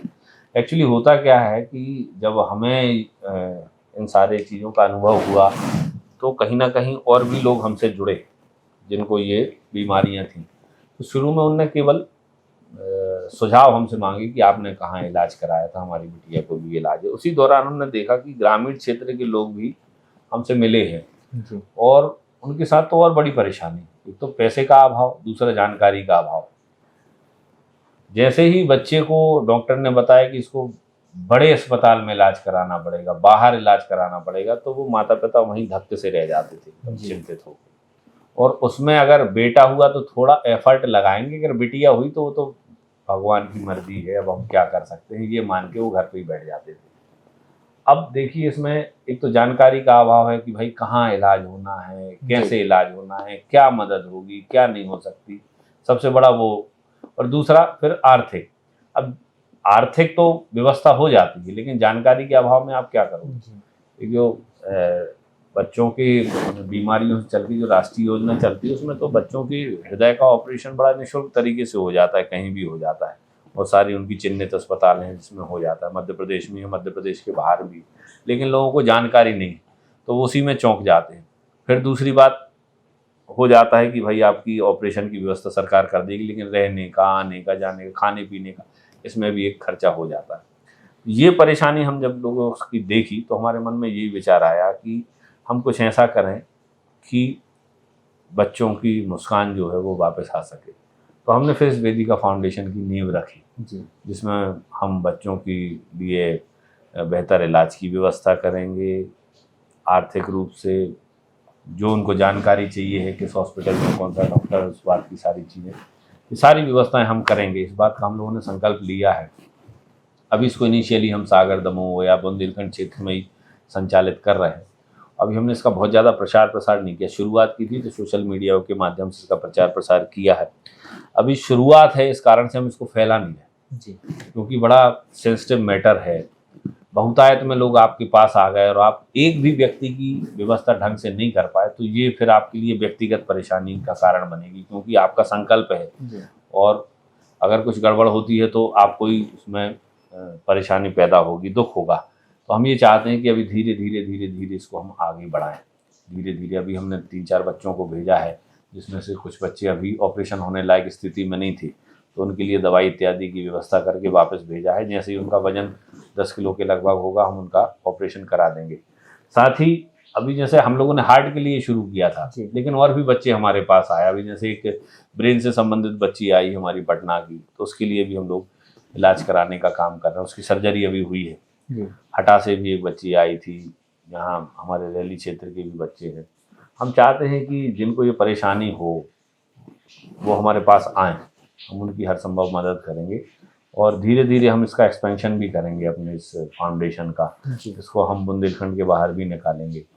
लोग भी हम जोड़ेंगे। हम इसमें अभी किसी प्रकार का कोई डोनेशन नहीं ले रहे। और हमारी बात यही है कि हमारा संकल्प है कि हम साल में जितना कमाएंगे उसका कुछ प्रतिशत हम इस फाउंडेशन में डोनेट करेंगे, ताकि ये फाउंडेशन अपनी चलती रहे। कुछ लोगों ने सुझाव भी अच्छा दिया है कि आप इसको इस स्तर तक ले जाओगे, लेकिन आप इसके बाद का भी विचार करो कि जब आप नहीं होगे तब ये फाउंडेशन क्या करेगी। तो इन सारी चीज़ों को आगे सोचेंगे। अभी तो हम ये चाहते हैं कि जितना भी परमात्मा ने हमें सक्षम बनाया है, तो सक्षमता के हिसाब से हम ज़्यादा से ज़्यादा बच्चों के चेहरे की मुस्कान लौटा सकें। तो जैसे कि ये आपने काम किया और आपने रोजगार की चर्चा की, कई अफवाहें उड़ती हैं। कई बार कहा जाता है कि अभिषेक भार्गव जी कई जगहों पर इन्वेस्ट किए हुए हैं। अब थोड़ा सा अपन नेगेटिव की क्वेश्चन, तो कोई लोग कहते हैं कि SVN कॉलेज अभिषेक भार्गव का है, कोई कहता है कि बंसल हॉस्पिटल जो सागरपुर था वो अभिषेक भार्गव का है, कोई कहता है कि हिमाचल में अभिषेक भार्गव की होटलें खुली हैं, गोवा में भी कहते हैं, और कुछ लोग कहते हैं कि मुंबई में भी इनका रोजगार चल रहा है। तो कितनी सच्चाई है इन बातों में? मेरा जो कुछ भी है वो इनकम टैक्स रिटर्न के माध्यम से ऑन रिकॉर्ड है। ना मेरे पास होटलें हैं, ना मेरे पास हॉस्पिटल्स हैं, ना मेरे पास यूनिवर्सिटीज़ हैं।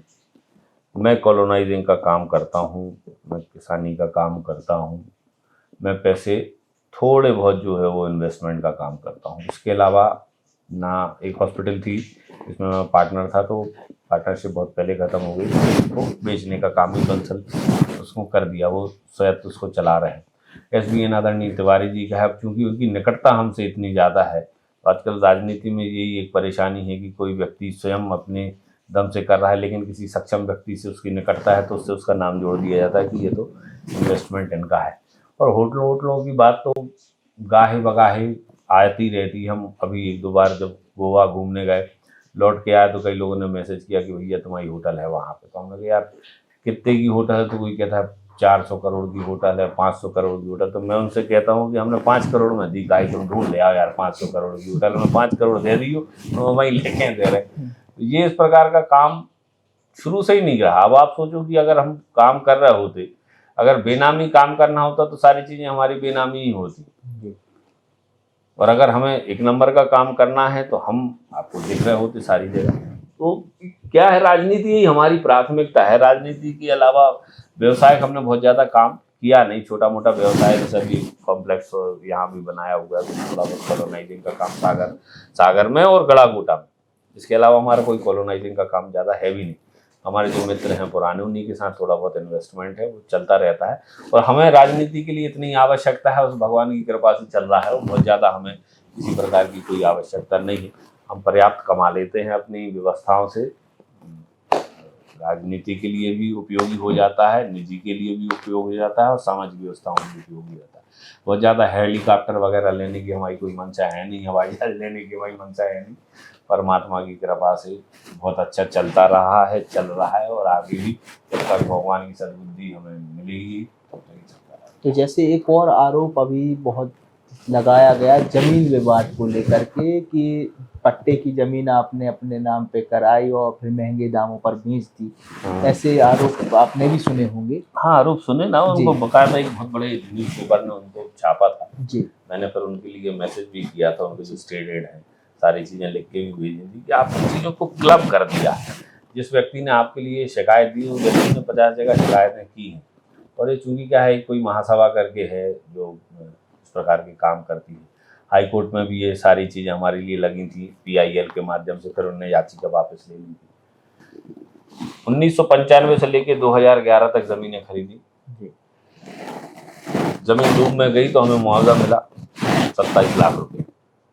लोग कह रहे थे 1.5 करोड़ रुपए का मुआवजा आपने लिया।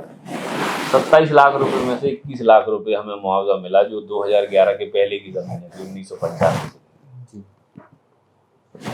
2011 की ज़मीन का हमें कितना मुआवजा मिला?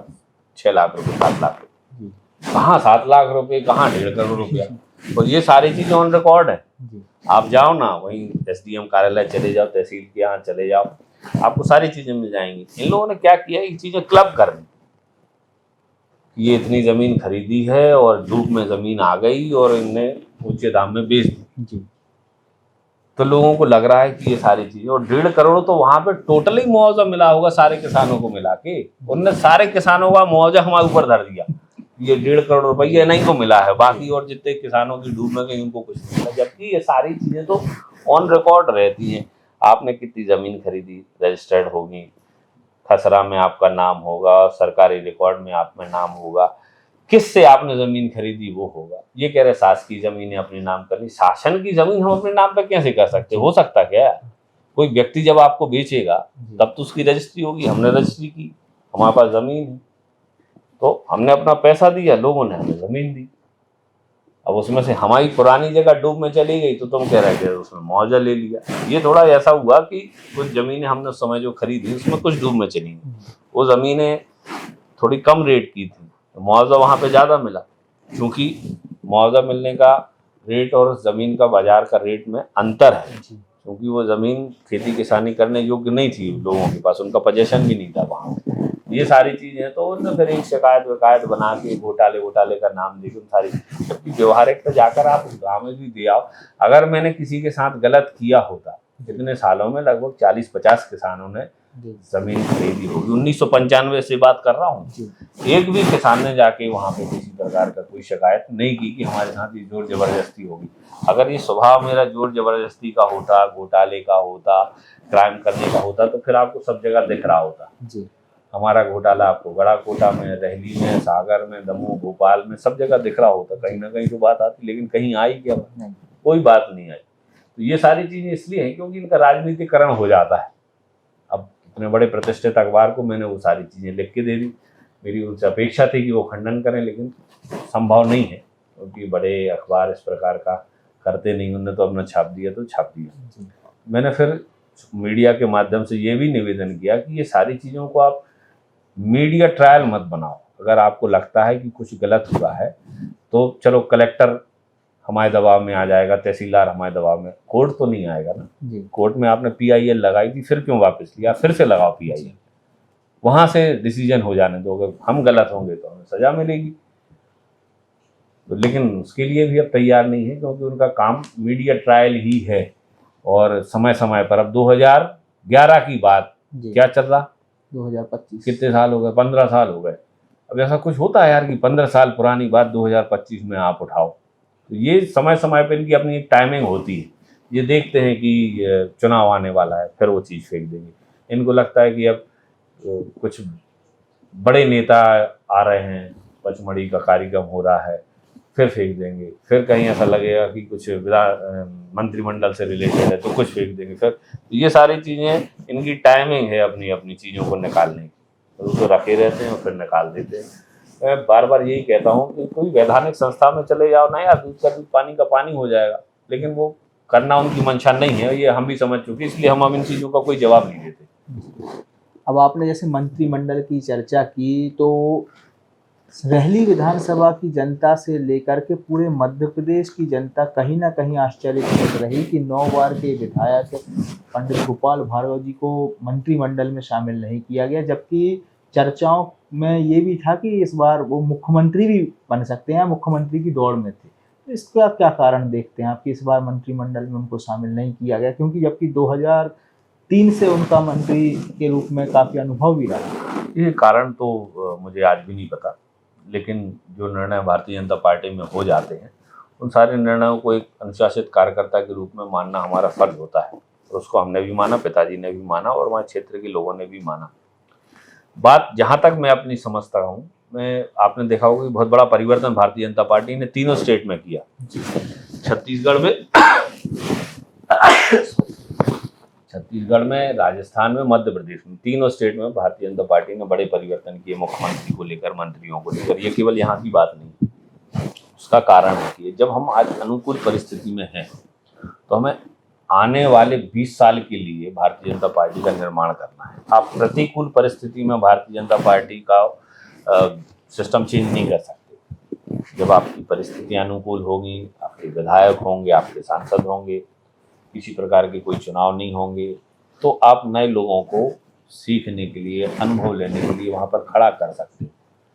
बड़े आराम से 2 साल, 4 साल, 5 साल वो सीखेंगे और फिर उसका लाभ आने वाले समय में एक सुदृढ़ पार्टी के रूप में आपको प्राप्त होगा। तो पार्टी ने इस समय 20 साल आगे की सोच के तहत पार्टी का एक निर्माण करने का काम किया है। अभी जैसे आप प्रदेश अध्यक्ष के भी विषय में कहोगे, हेमंत खंडेलवाल जी बड़ा शानदार व्यक्तित्व हैं, बड़े सरल हैं, सहज हैं, एक अनुभवी हैं, लेकिन और भी कई नाम चल रहे थे। लेकिन बात यही है कि अभी जैसे हेमंत खंडेलवाल जी को माननीय मोहन यादव जी की आवश्यकता है, माननीय मोहन यादव जी को हेमंत खंडेलवाल जी की आवश्यकता है, तो दोनों को क्लब करके उन्होंने यह निर्णय लिया।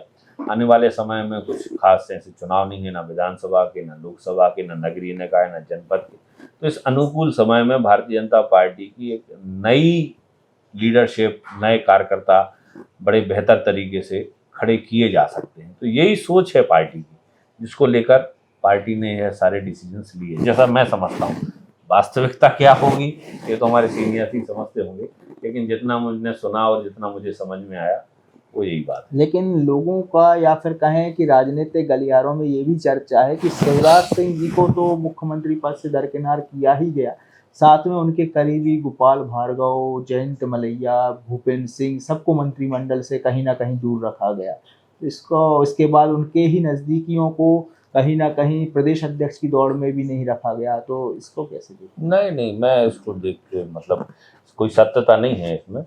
ये जो मैंने आपको कहा ना कि सारे सीनियर लोग हैं, तो अगर सीनियरों को मौका नहीं दिया, नए लोगों को मौका दिया, तो उसका कारण ये है कि आने वाले 20 साल के लिए पार्टी नए लीडर्स खड़े करना चाहती हैं। क्योंकि देखिए, आयु एक बड़ा मैटर होती है, और आप कितने ही बौद्धिक रूप से, मानसिक रूप से सक्षम हों, लेकिन आयु इफेक्ट करती ही है। और इसी चीज़ को लेकर हमारे यहाँ वो 75 प्लस वाला फॉर्मूला भी है कि 75 प्लस के नेताओं को स्वाभाविक रूप से पार्टी थोड़ा ये कहती है कि अब आप संगठनिक रूप से, मार्गदर्शक रूप से आप पार्टी को चलाइए, लेकिन डायरेक्ट वाली जो पॉलिटिक्स है उससे थोड़ा उनको अलग रखने का प्रयास करती है पार्टी। तो इसी कारण से मैं ये मान के चलता हूँ कि यही सोच रही होगी पार्टी की। इस कारण से इन सीनियर नेताओं को पार्टी ने थोड़ा विराम दिया। तो जैसे कि आपने बताया कि गोपाल भार्गव जी को अब जैसे 75 प्लस के होने वाले हैं, और उसके बाद क्या अगला रहली विधानसभा का चुनाव अभिषेक भार्गव जी लड़ते हुए देखे जा सकते हैं? तो हमारी पार्टी में हम तय नहीं कर सकते ना। अगर हमें तय करना होता तो हम तो लोकसभा का भी लड़ जाते, विधानसभा का और पहले लड़ जाते। लेकिन पार्टी तय करेगी कि मैं लड़ूंगा, गोपाल भार्गव जी लड़ेंगे, कोई और लड़ेगा। तैयारी रखना आपके हाथ में है, कार्यकर्ता के रूप में भी और आकांक्षी कार्यकर्ता के रूप में भी तैयारी रखना आपके हाथ में है। तो एक आकांक्षी कार्यकर्ता के रूप में मैं तैयारी पूर्ण है मेरी। पार्टी जब निर्देश करेगी, पार्षदी का करेगी तो हम पार्षदी लड़ जाएंगे, विधानसभा का कहेगी हम विधानसभा लड़ जाएंगे, लोकसभा का कहेगी लोकसभा लड़ जाएंगे, राज्यसभा का कहेगी राज्यसभा। ये हमारे ऊपर निर्णय नहीं है। पहले हम सोचते थे कि हमें करना है, लेकिन भारतीय जनता पार्टी को जब निकट से जाना है तो हम समझे हैं कि भारतीय जनता पार्टी आपके बेहतर के लिए सोचती है, और आपके लिए क्या बेहतर हो सकता है इसके लिए काम भी करती है। और एक अनुशासित सिपाही होने के नाते हम जो बेहतर पार्टी के लिए कर सकते हैं, पार्टी का आदेश मानना, वो हमारे हाथ में है। पार्टी जो आदेश करेगी वो हम मानेंगे। तो आपसे इसी पे एक क्रॉस क्वेश्चन करना चाहेंगे कि जैसे कि सुषमा स्वराज जी की बेटी बांसुरी स्वराज को टिकट मिलती है, अनुराग ठाकुर जी को पार्टी से टिकट दी जाती है, या फिर आपकी पार्टी में और भी ऐसे कई उदाहरण हैं, जैसे कि आकाश विजयवर्गीय जी विधायक रहे इंदौर से, उनको भी टिकट दी गई, कैलाश विजयवर्गीय के पुत्र। लेकिन जब बात अभिषेक भार्गव जी की आती है तो वहाँ पे परिवारवाद की दुहाई दे दी जाती है। कहीं ना कहीं ये परिवारवाद वाली दुहाई नहीं है। एक्चुअली क्या है, कई लोग भारतीय जनता पार्टी की परिवारवाद की परिभाषा को समझ नहीं पाते या समझना नहीं चाहते, हर चीज़ को उसी में तौलते हैं। आप देखो, आपने जिन चीज़ों को बताया, आदरणीय स्वर्गीय सुषमा स्वराज जी जब तक खुद राजनीति में रही, उनके परिवार का कोई राजनीति में नहीं रहा। आकाश जी विधायक थे, आदरणीय कैलाश जी पार्टी में संगठन में थे, दोनों लोग विधायक नहीं थे। आदरणीय प्रहलाद पटेल जी जब मंत्री बने या इधर हुए तो आदरणीय जालम सिंह जी का टिकट कटा, वो वहाँ पे मंत्री बने। तो इस चीज़ को हमें समझना पड़ेगा। हमारी पार्टी ये चाहती है कि एक साथ पिता पुत्र, पति पत्नी, भाई बहन के साथ एक साथ दोनों विधायक या सांसद ना हो। ये पार्टी इस चीज़ पे लागू करती है। एक के बाद एक आप कर रहे हो, भाई आपने बंद कर दिया, आपका योग्य है, पार्टी की लाइन पे चलने वाले हैं, तो हम इसको आगे कर देंगे। देखिए, क्या ये संभव नहीं था कि आकाश जी भी वहाँ पे विधायक रहते, कैलाश जी इतना बड़ा नाम थे, उनके लिए भी कोई भी विधानसभा खाली हो सकती थी, लेकिन पार्टी की लाइन तो वही है ना, आकाश जी की जगह कैलाश जी है, जयराम सिंह जी का प्रहलाद जी है। तो ये पार्टी की लाइन ऐसी है कि एक कोई बंद करे तो फिर दूसरे के लिए मौका मिल सकता है, अगर वो पार्टी की गाइडलाइन के हिसाब से चल रहा है। हम उसको क्या मान लेते हैं कि इनके पिता भी थे तो पुत्र भी हैं, अब फिर ये परिवारवाद नहीं है क्या? तो थोड़ा अंतर है भारतीय जनता पार्टी के परिवार की परिभाषा में और अन्य पार्टियों में। तो अभी 6-6, 8-8 लोग हैं, कोई उन्हीं के परिवार का राष्ट्रीय अध्यक्ष है, फिर कोई सांसद भी है, फिर कोई मुख्यमंत्री भी बना हुआ है, फिर उनका बेटा कैबिनेट मंत्री भी बना हुआ है। ये सारी चीज़ें अन्य पार्टियों में चलती हैं, भारतीय जनता पार्टी में ये चीज़ें नहीं।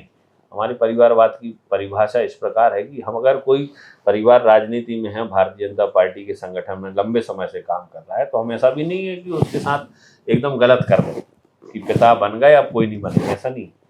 भाई मौका सबको मिलेगा, लेकिन ऐसा नहीं है कि हम 2-2, 3-3 लोगों को एक साथ मौका देते हैं। ये हमारा थोड़ा पार्टी का एक अलग प्रकार से देखने का नज़रिया है। अब पार्टी से हटकर अगर अभिषेक भार्गव जी से पूछा जाए कि वो अगर उनकी स्वेच्छा पूछी जाए तो वो रहली विधानसभा से विधायक बनना पसंद करेंगे कि दमोह लोकसभा से सांसद? न रहली से विधायक, न दमोह से सांसद। हम तो राजनीति करना चाहते हैं यार। हमने पहले भी कई बार स्पष्ट कहा है कि विधायक या सांसद बनना एक अलग बात है, आप नेता बनो। नेता वो होता है जो बिना पद के भी मजबूत होता है, जिसके साथ लोग चलते हैं, जिसकी लोग बात सुनते हैं, जो समाज के लिए, क्षेत्र के लिए बिना पद के भी काम कर सकता है। ये आजीवन वाली स्थिति है। विधायक सांसद के लिए रहोगे तो आज पार्टी ने टिकट दिया है, टिकट के दम पर आप विधायक बन जाओगे, सांसद बन जाओगे, अगली बार हार जाओगे तो एक कोई कुत्ता भी नहीं पूछेगा, ये है। लेकिन एक नेता होता है, देश में कई नेता हुए, राम मनोहर लोहिया हुआ, जयप्रकाश नारायण हुए। जयप्रकाश नारायण लोगों ने तो पूरा देश ही बदल दिया। ये तो किसी पद पे नहीं रहे, कोई सांसद नहीं रहे, कोई विधायक नहीं रहे, जबकि प्रधानमंत्री इनने बनाए, टिकटें इनने बांटी, मुख्यमंत्री इनके हुए। कई ऐसे उदाहरण हैं देश में, तो अपन उन उदाहरणों को नज़ीर बनाएं। आजकल क्या हो गया है कि लोग नज़ीर बनाते हैं सांसदों को, विधायकों को, और नेता बनने भी यही घूम रहे हैं कि हम सांसद बन जाते, विधायक बन जाते। लेकिन वास्तव में अगर आपको राजनीति करना है, आप समाज के लिए कुछ करना चाहते हो, तो आप नेता बनो, बिना पद के भी आप पावर में रहो। वो ऐसे रह पाओगे जब आप लोगों की मदद करोगे, क्षेत्र में जाओगे, समाज के काम आओगे, एक मुद्दा आपके पास होगा, तब आप नेता बन पाओगे। तो इन मुद्दों को दिमाग में बहुत अच्छे से सेट कर लिया है। अब विधायक बनने का या सांसद बनने का बहुत ज़्यादा कोई हमें ऐसा लालच मन में है नहीं। हम ये चाहते हैं कि राजनीति तो करेंगे, जीवन पर्यंत करेंगे, लेकिन केवल सांसद या विधायक बनने के लिए करेंगे ये नहीं। तो एक नेता बनना है और नेता बन के। तब आपसे अंतिम प्रश्न कि एक चीज़ आपकी काफ़ी पसंद की गई थी जनता के द्वारा, लेकिन फिर वो देखने को नहीं मिली, वो थी आप और गोपाल भार्गव जी एक साथ एक मंच पर केबीसी खेलते हुए देखे गए थे। तो वो अब कब एक बार देखने मिल सकता है? एक बार वो हुआ था, तो हाँ, क्या ऐसा कभी और हो सकता है? देखिए, नटराज ऑडिटोरियम का इनॉग्रेशन था उस समय। क्योंकि क्या होता है कि कई बार हम लोग किसी भी भवन का उद्घाटन करते हैं तो ऐसे फीते वीते काट के उसमें गए और भाषण दे के चले गए। हम लोगों ने एक कॉन्सेप्ट बनाया था कि इतना सुंदर ऑडिटोरियम, एयर कंडीशन ऑडिटोरियम बना रहे हैं, तो उसमें बैक टू बैक अपन उस दिन के कार्यक्रम रखते हैं। तो उसी कार्यक्रम की श्रृंखला में एक केबीसी का कार्यक्रम भी वहाँ पर रखा गया था। और वो कार्यक्रम ऐसा नहीं था कि माननीय भार्गव जी और हम साथ में बैठे, वो तो बीच में वो कार्यक्रम जुड़ा था। उसके पहले मैं ही होस्ट करता था उस कार्यक्रम को, एक चूँकि सभी लोगों का एक बनाया हुआ प्रारूप था। पहले मैं उसको होस्ट नहीं कर रहा था, किसी और से होस्ट करवा रहा था, लेकिन कुछ परफेक्ट लोग उसमें नहीं मिल पाए। और लोगों का ये भी कहना था कि आप होस्ट करोगे, क्योंकि लाइव वाइव चला रहे हैं तो लोगों में उत्सुकता बढ़ेगी। और निश्चित रूप से चूँकि क्या है कि पिताजी के सामने थोड़ा नर्वस हो जाता हूँ मैं, क्योंकि उनका ज्ञान बहुत ज़्यादा है। कोई भी प्रश्न कई बार, चूँकि क्या है अपन ने प्रश्न तैयार नहीं किए, इसी कार्यक्रम से रिलेटेड आपको बता रहा हूँ, कई बार हमने वो प्रश्न तैयार नहीं किए होते हैं, प्रश्न दूसरे लोग तैयार किए हुए थे, वो पूछते हम हैं। और कई बार उसका उत्तर भी, एक प्रश्न के 2 उत्तर हो सकते हैं। तो उस समय भी ऐसा हुआ था कि एक प्रश्न जो था उसके 2 उत्तर थे, और एक उत्तर उसमें जो मैंने कहा कि आप गलत हो, तो उन्होंने उस चीज़ को डिनाई कर दिया था जी। और कहा था कि नहीं तुम गलत हो, ऐसा ऐसा है, ये पहले चीज़ ऐसी थी लेकिन अब ऐसी चीज़ है। तो ऐसा है, तो अच्छा था उस समय का अनुभव भी बढ़िया अच्छा रहा। अब आगे कभी देखेंगे, अगर पिताजी की मंशा होगी तो करेंगे इस प्रकार का कोई कार्यक्रम। तो भैया हमारे कार्यक्रम के लिए समय निकालने के लिए धन्यवाद। बहुत बहुत धन्यवाद, बहुत अच्छा लगा बात करके। अब हमारे साथ थे बुंदेलखंड के शेर गोपाल भार्गव जी के छावा कहे जाने वाले अभिषेक भार्गव। इन्होंने अपनी राजनीति के उन सभी विषयों पर बात की, परिवार के उन विषयों पर बात की, शैक्षणिक विषयों पर बात की, जिनके बारे में कहें रहली विधानसभा के तो हर व्यक्ति जानता है, लेकिन और जो नहीं जानते हैं वो उनके विचारों को जान सकते हैं और उनके विचारों से भी अवगत हुए, जिसके प्रकार से आपने देखा कि किस प्रकार से बेबाकी से वो अपने जवाब देते हैं। और देखना काफ़ी दिलचस्प होगा कि भारतीय जनता पार्टी ऐसे व्यक्ति को, ऐसी सेवा भाव से जनता की सेवा करने वाले व्यक्ति को अवसर कब देती।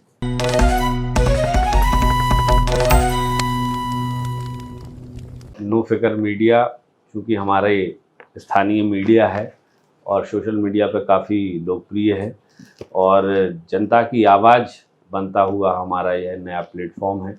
मैं चाहूँगा कि आप सभी लोग इससे ज़रूर जुड़िएगा और इसको और बेहतर बनाने के लिए हम सभी लोग प्रयासरत हैं। राजनीतिक रूप से मैं प्रयासरत हूँ, सामाजिक रूप से आप सभी लोगों का भी सहयोग अगर हमारे इस नो फिकर मीडिया को मिलेगा तो निश्चित रूप से यह और अपने आप को बेहतर बना पाएगा, लोगों की आवाज़ और बेहतर तरीके से शासन तक पहुंचा पाएगा, जिसका लाभ हमारे बुंदेलखंड क्षेत्र की जनता को मिलेगा। मैं बहुत बहुत शुभकामनाएं देता हूं नो फिकर मीडिया के सभी संचालकों के लिए, सभी सहयोगियों के लिए। बहुत बहुत धन्यवाद।